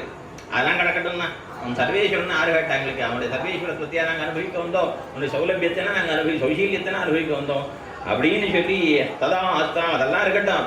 அடுத்து ஒன்று என்ன இருக்குது? கூர்மவ்யாக்ரீ நகபரிமிளதி பஞ்சஹேதி யசோதானந்தா. எங்க அசோதை ஆட்சி சாதியிருக்கா. நான் கழுத்திலே கண்ணன் பெருமானுடைய கழுத்திலே அச்சுத்தாலி ஆமத்தாலி அக்குவடமுடுத்து அமத்தாலி பூண்ட அனந்தஜயனன் தக்கமாமணி வண்ணன் வாசுதேவன் தளர் நடபானோ. யசோதா ஆட்சி சாதித்திருக்கா. ஆமத்தாளி அச்சுத்த புலிநகம், ஆமநகம், குர்மன ஆம, வியாகிரின்னா புலி, ஆமநகம் புலிநகம் எல்லாம் வச்சு ஆபரணம் சாத்தினாலாம். அது வந்து கண்ணனுக்கு குழந்தைக்கு எந்த ஆபத்தும் வந்துடக்கூடாதுங்கிறதுக்காக ரக்ஷதுத்வாம் மகேஷானாம் பூதானாம் பிரபவோஹரி, அவன் எந்த ஆபத்து வரக்கூடாதுன்னு பஞ்சாயுதாபரணம் சாத்திருக்கலாம். இந்த யசோத சாத்திர பஞ்சாயுதாபரணம், ஆமநகம் புலிநகம் பதித்த ஆபரணங்கள் அதெல்லாம் இங்க பெரியபெருமாளுடைய திருமார்பில் இன்னைக்கும் இருக்கு என்று பட்டர் அனுபவிக்கிறார். அப்படி அந்த அவள்லாம் அந்த அணிந்து கொள்ளக்கூடிய ஆமநகம் புலிநகம் இதெல்லாம் பதித்து அணிந்து கொள்ளக்கூடிய ஆபரணங்கள்லாம் அணிந்து காசம் பிறப்பும் கலகலப்ப ஒலி எழுப்ப கைவேர்த்து தயிர் கடைறான். தயிர் கடைந்தால் தயிர் கெட்டியா இருக்கு. இவாளோ மென்மையான திருவேனை படைத்தவர்கள். அதுவும் கண்ணன் இல்லைன்னாலும் அவன் இல்லையேன்னு ஒரு காவலையில சோர்ந்து போடுவாளுக்கு அடைய முடியாது. அவன் நேர்ல வந்தாலும் தயிரை மோராக்கினா அவனுக்கு ஒரு நாள் பிடிக்காது. அருகிருந்த மோரார் குடமுருட்டி கிடந்த தானத்தே. பெருமானுக்கு மோரை பிடிக்காது. மோர் குடம்லாம் அப்படியே பானை கவுத்து கொடுத்தான், உருட்டி விட்டு போடுவான், அப்படியே விட்டு விட்டு போடுவான் மோர்லாம். அதனால அவனுக்கு மோர் பிடிக்காது. அதனால தயிரை மோராக்க ஒட்டேன்மா. அதனால இவன் என்ன பண்ணுவான், அவன் தயிர் கடையில் பொழுது அண்ணா வரப்படா இங்கே எட்டி போ. தயிர் கடையில் பொழுது பூதம் இருக்கடா, பூதம் வந்து உண்டா அதுலேருந்து தயிர் கடையும் பூதம் வெளியில் வரும், நீ பக்கத்தில் வரப்படா வெட்டிப்போ அப்படி, பூதம் அவனை சாப்பிட்டு ஓட்டிப்போ அப்படிமா. அவன் கேட்பறான், கும் குமிதி கிம் பிரமதி அம்பததி மத்தியே டிம்பனனுபூதமிக தூரமபயாய். கும் குமிதி கிம் பிரமதி அம்பததி மத்தியே. அம்மா அம்மாம்மா இந்த தயிர் கடைகளை என்ன கும்கும்னு மேலே வருதே, அது என்னம்மா அது அப்படின்னாலாம். ஐயோ டிம்பா நான் பூதம், பூதம்டா அது, தூரமா பையா ஓடிப்போ ஓடிப்போ, அது ஒன்று சாப்பிட்டு ஓடிப்போ. அப்படியா அப்படியா அப்படின்னு சொல்லிட்டு நம்பனவ நீதமிதி சம்பததி கிருஷ்ணன். அவன் என்ன பண்ணான், லவக்கன்னு அள்ளி ஆயில போட்டான். ஆயில சரி அம்மா வெண்ணம்மா என்கிட்ட பொய் சொல்ல பத்தியா நீ, இது வெண்ணெய் அப்படின்னு சொல்லிட்டு நவநீதமிதி சம்பதத்தி கிருஷ்ணன் என்ன அப்படியெல்லாம் பெருமான் இவர்கள் தயிர் கடைகிற பொழுதும் அந்த வெண்ணையை அமுது செய்தொழுவன். அந்த கலகலப்ப கைபேத்து மாச நறுங்குழலாக்கியர், மாச நறுங்குழலாக்கியர் பரிமளம் வீசான் என்ன திருக்குழலை உடைய அந்த மயிர்முடியுடைய ஆட்சியர். அவ என்னாச்சு, தயிர் கடைகிற பொழுது அந்த கூந்தல் அவிழ்ந்து விழுந்துருது, கொண்டை அவிழ்ந்து அதில் என்ன ஆகுது, வாசனையானது பிரவகிக்கிறது. திருவெல்லாம் காமி கவிகமழ் திருக்காட்கரை உருவமால் நெஞ்சம் உயிரின் பரமன் நீ பெருமாள் வேட்கையுமின் செய்கேன் தொண்டனின் திருவெல்லாம் கவிகமழ் திருக்காட்கரை. திருக்காட்கரையிலே வீதிகளிலே எல்லாம் இந்த செங்கல் நீர் பூவிட வாசம் எப்படி வீசுமோ அதுபோல கோபிமார்கள் பஞ்சலட்சம் குடியில அவளுடைய கூந்தல்லேருந்து மனமானது பிரவகிக்கிறதாம். அப்படிப்பட்ட ஆய்ச்சியர் வாசனரும் குழலாய்ச்சியர், அந்த ஆய்ச்சியர்லாம் எப்படிப்பட்டவா தெரியுமோ? நாயனார் ஒருத்தர் எடுத்திருக்காரு இந்த விக்ரேது காமா கில கோபகன்யா முராரி பாதாஹ்ரித சித்த விருத்தி தன்யாதிகம் மோஹ வஷாதவோஜத் கோவிந்த தாமோதர மாதவேதி. நாய்ச்சியர் எப்படிப்பட்டவா தெரியுமா?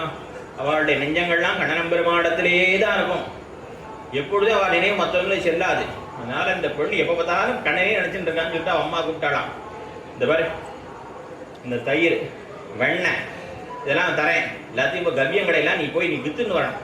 நான் தாய் மாறுமோர் விற்க போனேன், வெள்ளம் ஆய்ச்சியெல்லாம் விற்க வியாபாரம் பண்ண போவா. பொன் கழுத்தில் ஒரு கூடையை வச்சு அதில் அதெல்லாம் வச்சு நீ போய் வித்துண்டு வான்னு சொன்னான். அவன் என்ன பண்ணணும்? கீரைக்காரை போனால் கீரைன்னு சொல்லணும். இவன் என்ன பண்ணணும்? தயிர் வேணுமா பால் வேணுமான்னு கேட்கணும். இவன் என்ன பண்ணாரா? கோவிந்த தாமோதர மாதவேதி, கோவிந்தன் வாங்கலையோ கோவிந்தன், தாமோதரம் வாங்கலையோ தாமோதரன். அப்படியாக அவளுக்கு அந்த பதார்த்தம் விற்கிற பதார்த்தம் கூட அவள் வாயில வரல. கோவிந்தன் தாமோதரன் மாதவன் எம்பெருமான் கண்ணன் பெருமானுடைய திருநாமங்களையும் சொல்லி கொண்டு போகலாம். அப்படி எம்பெருமானத்திலே மனத்தை செலுத்தி மற்றொன்னும் நெஞ்சு செல்லாதவர்களான ஆய்ச்சியர். அந்த ஆய்ச்சியர்னா அப்படி எம்பெருமானத்துக்கு ஈடுபாடு உள்ளவர்கள்னு தெரிஞ்சுக்கணும். வாசனரும் குழலாய்ச்சியர் மத்தினால் ஓஷப்படுத்த தயிரவங்கட்டிலையோ. அவள் தயிர் கடைய போனால் கிட்ட எனக்கு வரணும், எங்கேயாவது ஆறாத்துலையாவது தனியாக ஆறாவது கடாம் பார்ப்பான். இப்படி பார்த்துட்டே போனால் ஒரு ஆற்ற உத்தியில் ஒரு சிறுமி மத்திரம் தயிர் கிடச்சிருந்தா, மற்ற பேர்லாம் எங்கே போனாலும் நீ தெரியல. உடனே உள்ளே போயிட்டான். கெண்டையும் கண்மடவாடுருத்தி கீழயகத்து தயிர் கடைய கண்டு கொல்ல நானும் கடைவனின்னு கண்ண விழிய விழித்து கூக்கு வண்டமரபும் குழல் தாழ்ந்துளாவான் முகம் வேற்ப சிவாய் துடிப்ப தண்டையிர் நீ கடைந்திட்ட வண்ணந்தமோதராமி அறிவன் நானே. குலசேகர பெருமாள் சொல்ற, வா எங்காத்து கீழண்டையாகும் ஒரு பொண்ணு தனியாக தயிர் கிடைச்சிருந்தா போனா, நீ உத்தியா தயிர் கிடைஞ்சா வெண்ணெய் திரளாது, நம்ம 2 பேரும் சேர்ந்து கிடைஞ்சா சீக்கிரம் கிடைச்சி விடலான்னு சொல்லிட்டு போய் இடத்துல நீ படின சேட்டையெல்லாம் எனக்கு தெரியாதா என்ன தெரிவிக்கிறார். அப்படியாக என் பெருமான் தயிர் கடையும் பொழுது அவர்களோடு கலந்து பரிமாறுவன். அப்படி தயிர் கடைந்தவர்கள் வெண்ணை திரட்டுகின்றார்கள். இந்த ஓசை கிடையாது, தயிர் கடையிற ஓசை உனக்கு கேட்கவில்லையான்னு சொன்ன உடனே அவர் சொன்னா, இது கண்ணனை பெருமான் அவதாரம் பண்ணின பிறகு பசுக்கள்லாம் வாங்க குடம் நிறைக்கும் வள்ளல் பெரும் பசுக்கள் இது எந்நேரமும் பால் சுரியும். ஏனன்னா புல்லும் தண்ணீரை சாப்பிட்டு வளரல, கிருஷ்ணனுடைய புல்லாங்குழ ஓசை கேட்டு தான் அந்த பசுமாடு வளர்ந்துருக்கு. அதனால 3 வேளையும் பசு பால் கறக்கும். அதனால நாங்கள் தயிர் கடையிறதா நாங்கள் எப்படி கடைவோம்? முப்போதும் கடைந்தேண்டிய வெண்ணையினோடு 3 வேளையும் தயிர் கிடையாது. இப்போ இரவு விடிய காலில் தயிர் கிடையாது. முன்ன கிருஷ்ணாவதாரத்துக்கு முன்னாடி தான், அந்த கிருஷ்ணாவதாரத்துக்கு பிறகு அவங்க அவதரித்த பிறகு 3 வேளையும் தயிர் கிடையாது. ஆயினாலும் இது பொழுது விழுந்ததுக்கு அடையாளம் இல்லை, நான் ஒத்துக்க மாட்டேன்ட்டாங்க. அடுத்ததான் சொன்னான், நாயக பெண் பிள்ளாய் இப்படி சொல்லாமா? எங்களுக்கெல்லாம் தலைவி அறிந்தியோ, நீ இந்த கோட்டிக்கே தலைமை வகுத்து தலைமை ஸ்தானத்தை இருக்க வேண்டியவள், நீ இப்படி சொல்லாமல் பொழுது விடுந்து இன்னும் எழுந்திருக்காமல் இருக்கலாமா என்று சொல்லி மேலே அவள் சீக்கிரமாக வர வேண்டும் என்பதற்காக, கண்ணனுக்கு ஆபத்துன்னு பயந்து போடுவள் என்பதற்காக கேசிவன் தான்ங்கிறத பற்றி தெரிவிக்கிறார். நாயக பெண்புள்ளாகி நாராயணன் மூர்த்தி கேசவனை பாடவும் நீ கேட்டு இடத்தியோ. நாராயணன் என்னால் மறைந்து நின்று எல்லோருக்கும் உயிராக உள்ளே இருந்து கொண்டு எல்லோரையும் ரட்சிக்கிறவன். நாராயணன்னா அந்தர்யாமியாக உள்ளே இருக்கு. நாராயணனுக்கு பல அர்த்தங்கள் உண்டு. அந்தர்யாமியாக உள்ளே இருந்து கொண்டு நம்முடைய தோஷங்களை எல்லாம் பாராமல் உள்ளே இருந்து கொண்டு நம்மை ரட்சிப்பவன். இராவடமூட்டுவார போலே, ராத்திரி இராவடமூட்டுவார போலே தெரிஞ்சிருக்கும் உங்களுக்கு. அப்படியாக எம்பெருமான் ரட்சிக்கிறவன், நம்ம எல்லாம் வாத்சல்யத்தோடே கூடியவன்கிறதா இந்த இடத்துல முக்கியமாக நாராயணார்த்தமாக திருவுள்ளம் பற்றி இருக்கிறார்கள். ஏன்னா நமக்கு எத்தனையோ தாழ்வுகள் இருந்தாலும் நம்முடைய தாழ்வை பாராமல் எம்பெருமான் நமக்குள்ளேயே இருந்து நம்ம ரட்சித்துக் கொண்டிருக்கிறான். அந்த கோதாவரி தீரத்திலே இளைய பெருமாள் ரொம்ப குளிர், இந்த குளிர் தாங்க மாட்டாமல் அந்த இளைய பெருமாள் என்ன பண்ணுவார், இந்த கட்டத்திற்கு காரணமான கைகையை நல்லா வசப்பாடுவர். சதாச்சண்டி ஆத்மகாமா புரோதனா பிராக்ஞமானி என்று பலவிதமாக கைகையை வசப்பாடுவர். அப்பொழுது பெருமாள் சொல்லுகிறான், எங்க காட்டியிருக்காருன்னா, நாட்டில் பிறந்தவர் நாரணர்காளன் நீ யாவரோ. அந்த பாசுரத்துல நாரணன்னா சக்கரவர்த்தி திருமன் வியாக்கியான். ஏன்னா நாராயணனுக்கு உண்டான வாத்சல்யம் சக்கரவர்த்தி திருமனாருக்கு உண்டு. கைகை அவ்வளவு தூரம் பண்ணினாலும் கூட பெருமாள் என்ன தெரியுமா சொல்லுவாரப்ப இளைய பெருமாளத்துல நதேம்பா மத்தியமாதாத கர்ஹிதவ்யா கதஞ்சன. அப்பா அந்த கைகை நடுவில் ஆட்சி அவளை ஒரு வார்த்தை நீ குறைவாக பேசாத, அவளை ஒரு வார்த்தையும் குறை சொல்லாதே என்ன அவளை பரிந்து பேசும். அவள் செய்த புத்தகத்தையும் நத்தமாக கொண்டு எம்பெருமான் வார்த்தை அடிச்சுவன். அதுபோலே வாத்சல்யம் உடையவன். ஆயினாலும் எம்பெருமான் வாத்சல்யம் உடையவனான அந்த எம்பெருமான் நாராயணன் மூர்த்தி, அவருடைய அவதாரமான கடன் எம்பெருமான். அந்த நாராயணானவன் வந்து அவதாரம் மூர்த்தி என்பது அவதாரத்தை தெரிவிக்கின்றது. எம்பெருமான் எப்படிப்பட்டவன்? எல்லாவிடத்திலேயும் எல்லா காலத்திலேயும் எல்லா பொருள்களாகவும் இருப்பவன். எல்லா பொருள்களாகவும் இருப்பவன், எல்லா காலத்திலும் இருப்பவன், எல்லா இடங்களிலேயும் இருப்பவன். அப்படிப்பட்ட எம்பெருமான் இந்த அவதார காலத்திலே எல்லா இடங்களிலும் இல்லாமல் ஒரு இடத்தில் தான் இருக்கிறான் என்று தோற்றும்படியாகும். எல்லா காலத்திலும் இல்லை, அந்த அவதார காலத்திலே மட்டும்தான் இருந்து தோற்றும்படியாகும். எல்லா பொருள்களாகவும் இல்லை, அந்த அவதாரத்துக்கு ராமன்னா ராமன்கிற ஒரு பேருக்கு மட்டும் பொருளாகவும் இருக்கும்படியாக தன்னை தாழ்த்தி கொண்டு வந்து அவதாரம் பண்ணுகிறான். எல்லோருடைய கண்ணுக்கு விளக்காம்படியாக வந்து பிறக்கிறானே. ஷீலக்கயேஷ தவஹந்த க்ஷுத்ரே பிருத்தஜனபதே ஜகதண்ட மத்யே குதீயசோபி ஜனஸ்ய கிருதே கிருதீத்வம் மத்ராபதீர்யனனுலோச்சன கோச்சரோ பூ என்று புறத்தாழ்வான் எம்பெருமானுடைய அவதாரத்தை பற்றி இருக்கிறார். அதாவது எம்பெருமானுக்கு கட்லின்னு பேர், ஒருவர் கண்ணுக்கும் இலக்காகாதவன். அப்படிப்பட்ட எம்பெருமான் பாவிகளுடைய கண்ணுக்கும் அரக்கர் அசுரர் போல்வாருடைய கண்ணுக்கும் புலப்படும்படியாக, அவர்களும் கண்ணாலே பார்க்கும்படியாக லோச்சன கோச்சரோபூ கண்ணுக்கு இலக்கானவனாக ஆனாயே என்ன ஷீலக்கையேழ தவஹந்த. இது என்ன சீலகுணம், என்ன சௌசீல்யம், என்ன சௌசீல்யம், என்ன நீர்மை, என்ன நீர்மை என்று வியக்கிறார் ஆழ்வான். அப்படியாக எம்பெருமான் நாராயணான எம்பெருமான் கண்ணுக்கு தோத்தாது இருக்குமோன் கண்ணுக்கு புலப்படும்படியாக வந்து அவதாரம் பண்ணி கண்ணனாக அவதாரம் பண்ணினான். அவனை கேசவன் என்று தெரிவிக்கிறார். ஏன் தெரிவிக்கிறார்னால் கேசிகந்தா, கேசிங்கிற அம்சன் எத்தனையோ பேர் அமிச்சான். கண்ணன் எம்பெருமானுக்கு தீங்கிழைக்க வேண்டும்னு பல பேர் அமிச்சான். ஆனால் கடைசியா அமைச்சது கேசியன். கேசி அனுப்ப போலான்னு தெரிஞ்ச நாரதர் பதவி ஓடி வந்துட்டார் கோகுலத்துக்கு. ஐயோ கேசி வந்தால் கண்ணனுக்கு என்ன ஆகுமோ அவருக்கே பயம். அவ்வளவு கொடிவனான் வந்தான், கடைசியாக அமைச்சதவன். கேசி வந்தான்னு தான் அந்த கேசி வதம் விட்டான் பெருமான். அது இன்னி பாட்டிலையும் 4 பாட்டிலையும் அனுபவிக்கிறாள் நாச்சியார். யஸ்மாத்வைவ துஷ்டாத்மா ஹதக்கேஷி ஜனார்தன தஸ்மாத் கேசவநாமாத்வம் லோகே க்யாதிங்கமிஷ்யசி. இந்த கேசியை கொன்னபடினாலே எம்பெருமானுக்கு கேசவன் என்ற திருநாமம். இது மாத்திரமல்ல, வேற சில காரணம் உண்டு. கேசவன் என்னால் பிரசஸ்த கேசவன், அழகான மயிர்முடிய உடையவன் என்ன ஒரு அர்த்தம். அது மாத்திரமல்ல, கேசவன்னா கைதி பிரம்மணோ நாம ஈஷோகம் சர்வதேகினாம் அவாந்தவாங்கே சம்பூதௌ அவாந்தவாங்கே சம்பூதம் தஸ்மாத் கேசவநாமவான். கைதி பிரம்மணோ நாம க என்கிற எழுத்து பிரம்மாவை குறிக்கும். ஈசன்கிற சப்தம் சிவனை குறிக்கும். கங்கிற பிரம்மாவும் ஈசனா, இப்போ சிவன் சொல்ற வார்த்தை, சிவனுடைய சிவன் சொல்ற ஸ்லோகம். கா என்கிற எழுத்தினால் குறிக்கப்படுகிற பிரம்மாவையும் ஈசன் என்று சொல்லப்படுகிற என்னையும் உள்ளத்திலிருந்து பிறப்பித்ததுனாலே எனக்கு கேசவன் பேர்னு சொல்லி சிவன் பெருமாளை ஸ்தோத்திரம் பண்றார். இப்படி சிவனுக்கும் பிரம்மாவுக்கும் காரணபூதன்னு ஒரு அர்த்தம் கேசவ சப்தத்துக்கு. ஆக கேசவன் என்னால் கேசியை கொண்டவன் ஒரு அர்த்தம், அழகான கூந்தலை உடையவன் ஒரு அர்த்தம், அப்புறம் பிரம்மருத்ரர்களுக்கு உட்பாதகன், பிரம்மாவையும் ருத்ரனையும் படைத்தவன் ஒரு அர்த்தம். அதுக்கு மேல கிளேசத்தை போக்குகிறவன் அர்த்தம், துன்பத்தை போக்குகிறவன் அர்த்தம். ஆழ்வார் தெரிவிக்கிற கெடுமிடராயவெல்லாம் கேசவா என்ன. கேசவான்னு சொல்லுங்க, உங்களுடைய இடரெல்லாம் கெட்டு போகும், உங்களுடைய துன்பங்கள் எல்லாம் பறந்து போகும். யமன் ஒரு தடவை கேட்கிறானா, யமலோகத்துல தளி பண்றான். தளி உண்மையில தளி இல்லை, அது நரகே பட்சமான ஸ்தூயமேன பரிபாஷிதா. எவனையோ ஒருத்தனை நெருப்புல போட்டு பொசுக்கிறான், தளி பண்றான். அதுக்காக சொன்னேன், எவனோ ஒருத்தன் ஐயா பாவம் பண்ணணும், அவனை போட்டு நெருப்புல பொசுக்கிற பொழுது யமனுக்கே அதை பார்க்க செய்யலையா, அவ்வளோ கட்டப்படுறானேன்னு சொல்லிட்டு அவனை கேட்டாரான். ஏண்டா நீ பூலோகத்தில் இருக்கும்போது ஒரு நாளாவது கேசவனுக்கு திருவாராதனம் பண்ணிக்க கூடாதா அப்படின்னா. கிந்த்வயானாச்சிதோ தேவா கேசவ கிளேசநாசனா. அந்த கேசவனை ஒரு நாளாக ஒரு அர்ச்சனை பண்ணிருக்கப்படாதா, இவ்வளோ கட்டம் வந்திருக்காது உனக்கு. யமனே பார்த்து வருத்தப்படும்படியாக அவன் கட்டப்படத்தை பார்த்து சொன்னான், கேசவனுக்கு நீ ஆறாவது திருவாராதனம் பண்ணிவிட்டான். அப்படிப்பட்ட அந்த கேசவனான பெருமான் அவனுடைய திருநாமலை சொன்னால் அவனுடைய கிளேசத்தை துன்பத்தை போகுகிறவன் அர்த்தம். இதெல்லாம் நாம் ஒரு சில பேராவது ஒரு 10 பேராவது இந்த திருநாமோட அர்த்தம் தெரிஞ்சுக்கணும். ஏன்னா லோகத்தில் இந்த மாதிரி போர் வந்திருக்கு. இல்லை என்ன பண்ணுறா தெரியுமா, நாஸ்திகால் பூரா கேசவ நாமத்துக்கு காது கொடுத்து கேட்க முடியாது விபரீத அர்த்தங்கள்லாம் பிரச்சாரம் பண்ணிட்டுருக்கான். உலகம் பூரா நம்ம திருத்த முடியாது. நம்ம குழந்தைகளுக்காக நம்ம சொல்லி வைக்கலாம். நம்ம ஆத்து குழந்தைகளாக இப்படிலாம் போய் பிரச்சாரம் பண்ணால் நம்பிடாதீங்க. நம்ம குழந்தைகள் சொல்ல வேண்டிய நம்ம கடமை.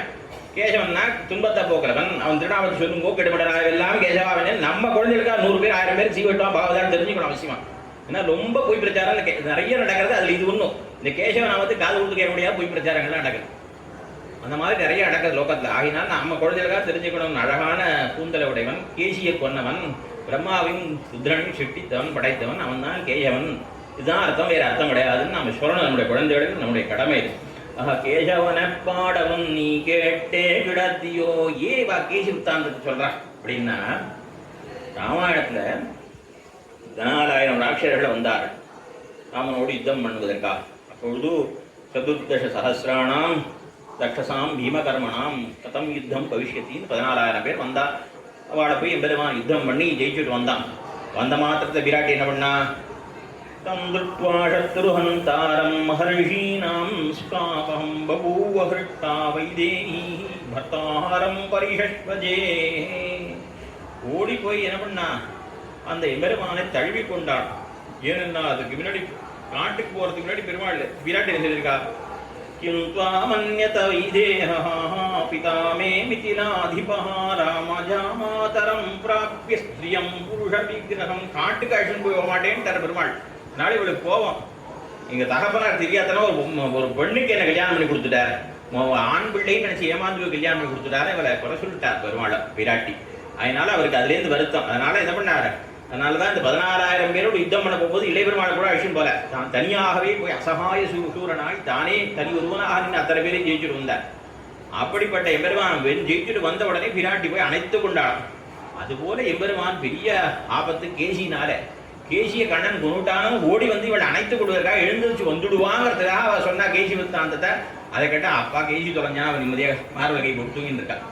கேசவனை பாடவும் நீ கேட்டே கிடத்தியோ தேசமுடையாய் திரா தேசமுடையாய் தேசமுடையாய். இப்படி ஒரு அர்த்தம் என்ன, தேசங்களை உடையவரே. தேசங்கள்னா கண்ணப்பன் பெருமான் அடியார்களுக்கு வசப்படுத்தி வச்சிருக்கான். எதை, நம்மாழ்வார் எம்பெருமானை பிரிஞ்சிருக்கார். பிரிஞ்சிருக்கிற காலத்தில் தூது விடுகிறார். 4 திருவாய்மொழியிலே நம்மாழ்வார் தூது விட்டார். அதில் இது ஒரு திருவாய்மொழி. பைகள் பூங்கொழிவா அஞ்சிரமடனாராய் முதலான திருவாய்மொழியிலே தூது விடுகிற பொழுது அழ்வார் பொன்னுலகாளீரோ புவனி முழுதாளீரோ நன்னல புள்ளினங்காள் வினையாட்டியேன் நான் இறந்தேன். எனக்காக பட்சிகளே நீங்கள் தூது போகணும், எபிரவாண்டத்திலே சொன்னு தூது போக வேணும், என்னுடைய நிலைமை அறிவிக்க வேணும்னு சொல்லுகிற பொழுது, நீங்கள் தூது போனால் உங்களுக்கு பரிசாக நான் கொடுக்குறேன். எதை கொடுக்க போகிறேன், திருநாட்டை கொடுக்க போகிறேன். உங்களுக்கு வேணா பொன்னுலக ஆளீரோ, திருநாட்டை நீங்கள் ஆள வேண்டும். இது பரமதத்தை. பூமி முழுதான் ஆளீரோ, அந்த பூமி முழுக்க உங்களுக்கு எழுதி வைக்கிறேன். பரமதத்தையும் பூமியும் உங்களுக்கு கொடுக்குறேன், நீங்கள் அதை ஆள வேணும்னு சொன்னார். அப்படியாக எம்பெருமான் ஆழ்வாருக்கு உபய விபூதியையும் அவர் இட்ட வழக்காம்படி ஆக்கி வைத்திருக்கிறான். சரி, ஒருத்தர் கேட்டாராம், சரி ரெண்டையும் இந்த பக்ஷிக்கு கொடுத்துட்டா இவடம் பெருமாள் வந்த பிறகு எங்கே போய் இருப்பான்னா, இந்த பக்ஷி காட்டுற இடத்துல போய் இவா 2 பேர் இருக்க வேண்டியதான் அப்புறம் அப்படின்னு ஆச்சாரியன் விளையாட்டா சாய்ச்சாராம். அப்படியாக உபய விபூதியும் ஆழ்வார் இட்ட வழக்கு ஆக்கி வைத்திருந்தான். அதே போல எம்பெருமான் இளையாழ்வார் ஊருக்கு விடகொண்ட பொழுது எதிராஜர் இங்கே வந்த உடனே எம்பெருமான் நம்பெருமாள் உபவிபூத்தி ஐஸ்வர்யத்தையும் கொடுத்தோம்னு 2 விபூத்தியும் அவர் கையில் கொடுத்துட்டார். அதனால தான் ஊரில் எல்லாமே உடையவருக்கு தான். உடையவர் தான் உங்கள் சந்நிதி வாசலும் என் உடையவர் சந்நிதின்னு இருக்கும். இப்போ அது பேர் கூட மாற்றி எழுதியிருக்காங்க அந்த காலத்தில். இந்த உடையவர்னா அவர் தான். உபயவிபூத்தியும் உடையவர்னு அர்த்தம். லீலா விபூத்தி என்ன, நித்திய விபூத்தி என்ன, உபயவிபூத்தி நிர்வாகக்கார் அவர் தான். அப்படிப்பட்ட ஆச்சாரியர், அப்படிப்பட்ட அதிகாரி, அப்படிப்பட்ட அடியவர், உபயவிபூத்தியும் உடையவர்னு சொல்லக்கூடிய அளவுக்கு பெருமை படைத்தவர். நம்மள என்ன பண்ணுறார், எம்பெருமானாரே பார்க்கிறோம். தும்பையூர் கொண்டிக்கு தயிர் கொடுத்தவள் 45 நாள் இவா திருவேங்கடத்தை போய் தங்கியிருக்கா, தயிர் கொடுத்துருக்கா. புறப்படுற பொழுது எனக்கு மோட்சம் கொடுவோன்னு கேட்குறான். எழுதி கொடுங்க, எனக்கு ஒன்றும் தெரியாது, அறியாத பெண் பிள்ளை, இது எழுதி கொடுக்கணும்னு சிறுமொழி எழுதி கொடுக்குறார். திருவேங்கட பிரியானுக்கு எம்பெருமானார் எழுதி தர, இந்த தயிர்காரிக்கு நீர் மோட்சம் கொடுக்க வேண்டியது எழுதி கொடுக்குறா. எம்பெருமானா அவருக்கு அன்னை தினமே மோட்சத்தை கொடுக்குறான்னு பார்க்குறோம். அதே போல நம்பிள்ளை இடத்துல ஒரு மூதாட்டி, பக்கத்து திருமாளியில் இருந்த மூதாட்டி அவளை போய் சிஷ்யாலாம் கேட்குறா, நம்பிள்ளையோட சிஷ்யாலாம் கேட்கிறா, அம்மா காலக்ஷேபத்துக்கு இடம் பத்தல, எல்லாரும் மாசல்ல வரையும் நிற்க வேண்டியிருக்கு, நீ ஒருத்தி தான் இருக்க, இவ்வளவு பெரிய திருமாளிய சுவாமிக்கு கொடுத்துருமே, எல்லாரும் சிஷ்யாளுக்கும் சௌகரியமா இருக்குமே காலக்ஷேபத்துக்கு எல்லாம் அப்படின்னா, ஸ்ரீரங்கத்தை ஊரிலேன்னு காணியில்லே உறவுமத்தூரிலேன்னு இல்லை, ஸ்ரீரங்கத்தை காணியெல்லாம் கிடைக்குமான்னு இருக்கா, இவ்வளவு பெரிய இடத்த வந்து ஒரு திருமாளி வந்து ஸ்ரீரங்கத்தை கொடுக்க முடியுமான்னு. அப்புறம் வந்து சரி கொடுக்குறேன்ட்டா. கொடுக்குறதா இருந்தால் ஒரு கண்டிஷன், அதுக்கு நம்மளில் ஒத்துக்கிறதா இருந்தால் நான் தரேன். இந்த இத்தனை சதுரடி நிலம் இருக்கு வீடு, இந்த வீட்டில் இருக்கு, இந்த ஆற்றுல அத்தனை சதுரடி எனக்கு பரமத்த இடம் கொடுக்குறேன்னு நம்மள எழுதி கொடுப்பறேன், ஆனால் தரேன்னு சொல்லி சொன்னாலாம். அப்புறம் இந்நாளைக்கு இன்ன தினத்திலே திருக்கலிகன்னிதாசன், அவர் திருக்கலிகன்னிதாசர்னு பேர், ஆச்சாரியன் சூட்டின திருநாமம். திருக்கலிகன்னிதாசன் பரமபதத்திலே இவ்வளவு இடம் கொடுத்தேன், அதை பரமநாதன் கிரைம் செலுத்த வேண்டியதுன்னு சொல்லி எழுதி கொடுத்தாராம். 3வது நாள் அந்த அம்மையார் பரமதிச்சு விட்டா, இவருடைய சீபாதத்தை விட பிரசாதம் சாப்பிட்டு அமுது செய்த பிறகு சொல்றேன், அப்படியாக இவர்கள் அந்த பரமதத்தையும் கூட கையிலே கொண்டிருந்தவர்கள், உபயபூதியும் உடையவர்கள்னு சொல்லத்தக்க அதிகாரி தேசமுடையாய் என்பவள். ஆச்சாரியர் தெரிவிக்கும் பொழுது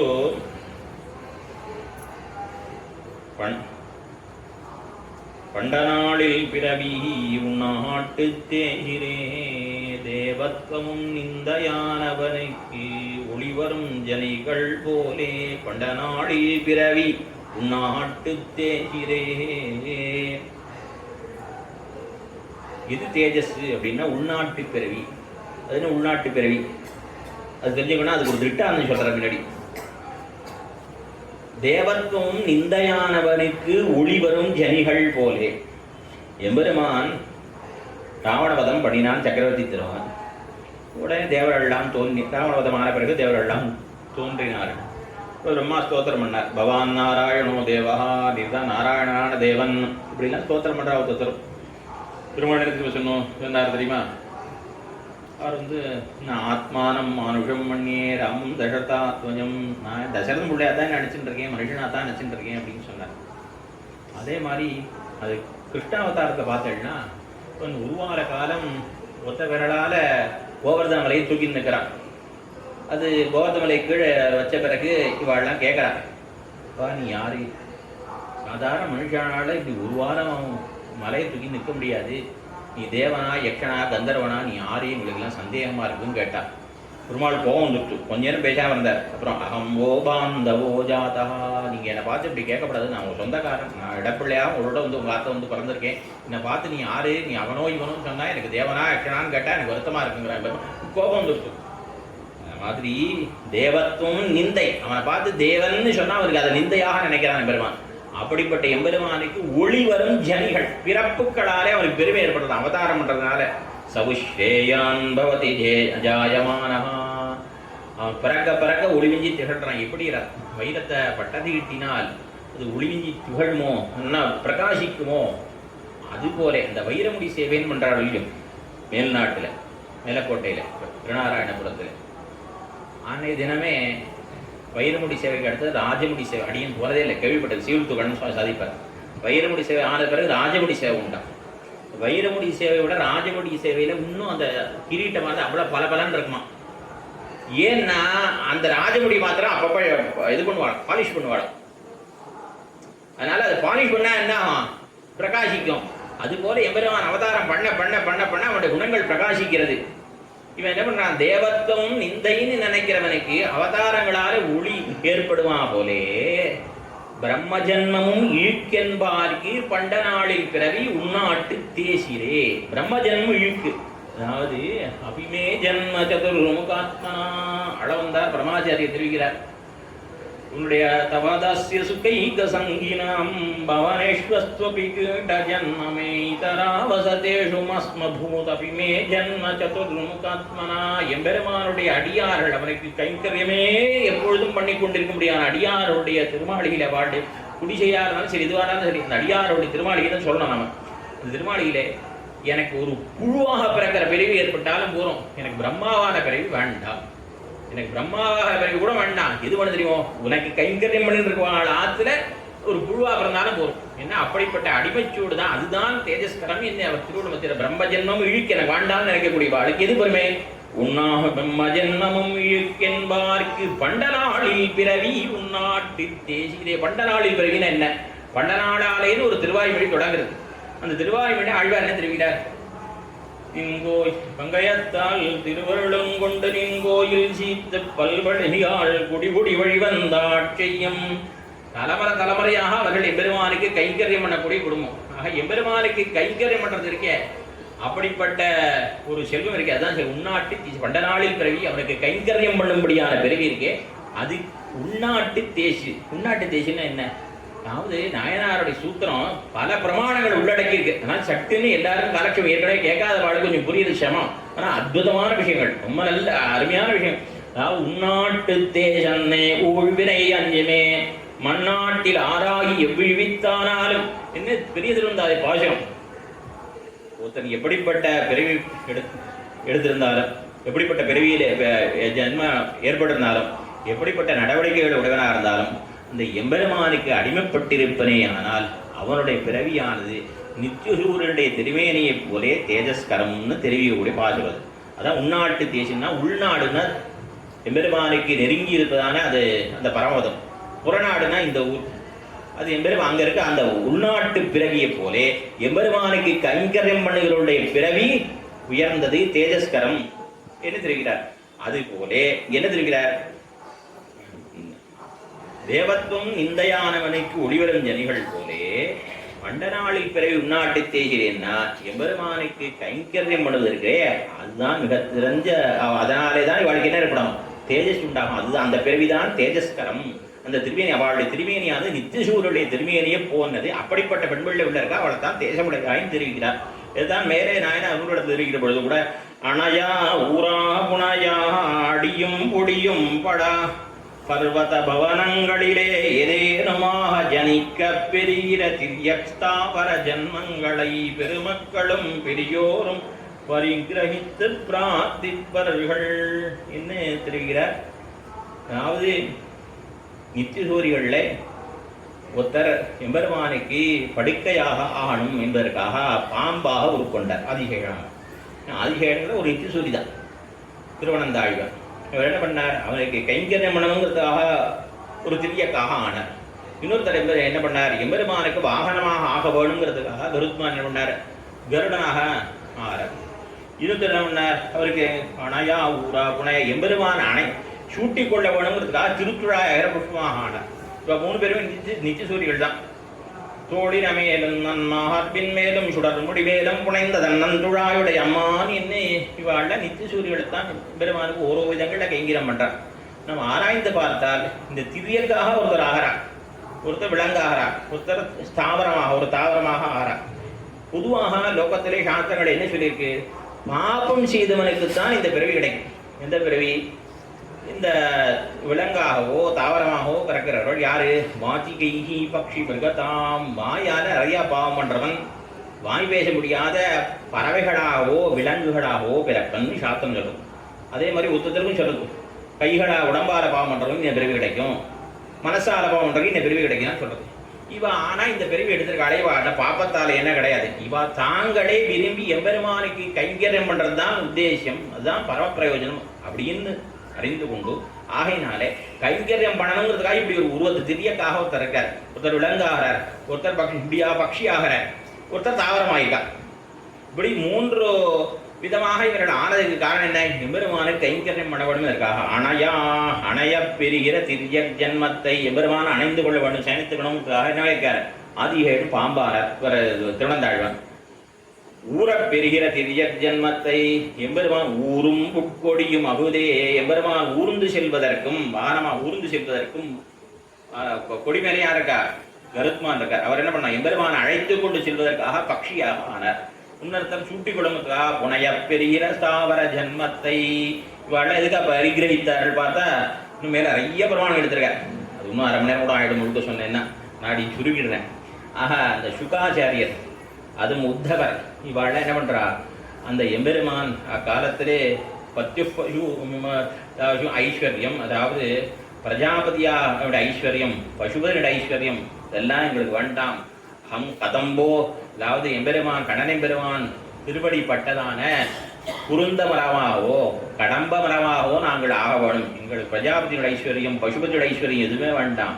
எது வேணும்னால் அந்த பிருந்தாவனத்திலே எம்பெருமானுடைய திருவடி படும்படியான ஒரு மரமாகார பிறவி எங்களுக்கு வேணும்னு சுகாச்சாரியர் ஆசைப்பட்டாராம். சுகபிரம மகர்ஷி அதே பேர் உத்தவர் தெரிவிக்கிறார். ஆசாமஹோ சரணரேணு ஜுஷாமகம் சியாம் பிருந்தாவனே கிமபி குல்மலதௌஷதீனாம். இந்த எம்பெருமான் கண்ணனின் பெருமான் திருக்குறளை கோத்த ராத்திரியிலே மறைந்து போனானோ இல்லையோ, அன்னைக்கு மறைந்து போன பொழுது இந்த கோபிமாரெல்லாம் அவன் எப்படி போனானோ அதை தேடிய இந்த அடித்தடத்தை அவனுடைய திருவடிப்பட்ட தடத்தை தேடிகிட்டே போறான். அப்படி இந்த கோபிமார்கள் நடந்து போனாலும் இல்லையோ அந்த ஒரு மணலாக நான் பறக்கணும்னு ஆசைப்படுறேன். அது கிடைக்கல எனக்கு. எப்பேற்பட்ட அந்த கண்ணனுடைய கிட்ட பக்தியை வெளிவெடுத்தவர்களான திருவாய்ப்பாடி கோபிமார்கள் அவ திருவடி படும்படியான ஒரு மணலாக பிறக்கலையே அதுவா பிறக்கணும்னு ஆசைப்படுறான். அப்படி மகான்கள்லாம் ஆசைப்படுறாரு. குலசேகர புராணம்னு ஆசைப்படுறாரு. வேங்கடத்துல குருஹாய் பிறப்பேனே மீனாய் பிறக்கும் விதியுடைய நாவேனே, அவகாசம் இல்லாடி சுருப்பிடுறேன். இப்படியாக ஒரு பிறவியை அந்த திரிவேங்கடத்துல குருஹுங்கிற நாரை பட்சியாக பிறக்க வேணும். கோனேரி வாழும் குருஹாய் பிறப்பேனே என்ன ஆசைப்பட்டார். அடுத்து என்ன குரு கூட சமயத்தை பறந்து போடும், அதனால வேண்டாம்னு சொல்லிட்டு மீனாய் பிறக்கும் விதியுடைய நாவேனே, மீனாக பிறந்தா அந்த ஜலாசயத்தை விட்டு போக முடியாது, ஏன்னா மீனாக பிறக்கணும்னாரு. அடுத்து தோணுது ஜலம் பத்தி கொடுத்துன்னா என்ன ஆகுது அப்படின்னு சொல்லிட்டு அப்படியே அப்புறம் பொன்வட்டில் பிடித்துடனே பெருவனாவேனே பெருமான் அப்படி உமிழ்நீர் உமிழணும், அதுக்கு நான் பொன்வட்டில் பிடிச்சுன்னு போனோம் ஆசைப்பட்டார். சொன்ன செண்பகமாய் நிற்கும் திருவுடைய நாவேனே பெருமானுக்கு புஷ்ப கைங்கரியம். அது என்ன புஷ்ப மண்டபம்.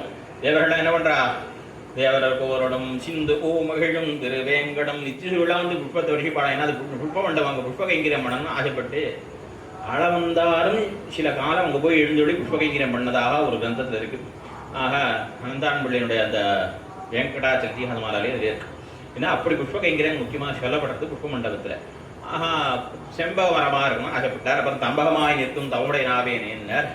அண்ணனை பொற்குவடாம், அங்கே ஒரு பாறையாவது இருக்கணும், அங்கே காணாராய் காட்டு ஆறாக இருக்கணும், நெறியாக வழியாக இருக்கணும்னு சொன்னார். படியாய் கிடந்தும் பவளவாய் காண்பேனே சொல்லி கடைசியில் ஏதேனும் ஆவேனே அந்த திருவேணனுடைய. அப்படியாக எம்பெருமானுடைய சம்பந்தம் அது அவ்வளவு முக்கியம் என்பதை தெரிவிக்கிறார்கள். அப்படி அந்த கைங்கரியத்துக்கு உறுப்பான பிறவிதான் உயர்ந்தது. அப்படிப்பட்ட பிறவியை உடையவள் இவள். என்ன தேசமுடையாய், என்ன தேஜஸ் உடையவளே, என்ன இவள் கொண்டாடப்படுகிறாள். தேசமுடையாய் திற என்ன சொல்றா. அவள் எழுந்துச்சு வரலையேன்னு அப்படி ஜாலகிரந்தத்தால் அப்படி ஜன்னலால் எட்டி பார்க்குறா. அந்த எம்பெருமான் கேசியை கொன்னான் இந்த வித்தாந்தத்தை சொன்ன மாத்திரத்தை அதை கேட்டு அவ்வளோ ஆனந்தம் அவளுக்கு புரித்திருக்கு. அந்த புகழடைய தெரியறது. அதை பார்த்துட்டு தேசமுடைய திராயின்னு சொல்லி அவள் எழுப்பினார்கள்னு 7வது பாசுரம். நிறைய அர்த்த விஷயங்கள் இருக்கு, சொல்ல அவகாசம் இல்லை. ஆனால் ஒன்று என்னென்னா வியாக்கியான் முடிச்சுடுறேன். அப்புறம் சொல்கிறேன். ஸ்ரீமதே ரம்யஜாமாத் இந்திராய மகாத்மனை ஹீரங்க உச்சினே பூய சீதினி பாட்டு சொன்னோம். கீசகீசன்னங்க மகனச்சாத்தங்கரந்த வேஜின பேச்சரவங்கள் இளையோ பேஹே பெண்ணே வாசம் பிறப்பும் கலகலப்பகை வேத்து வாசனரும் கேளாகிய புதினால் ஓசப்படுத்த தைரவங்கள் இளையோ நாயக பெண்பிள்ளாய்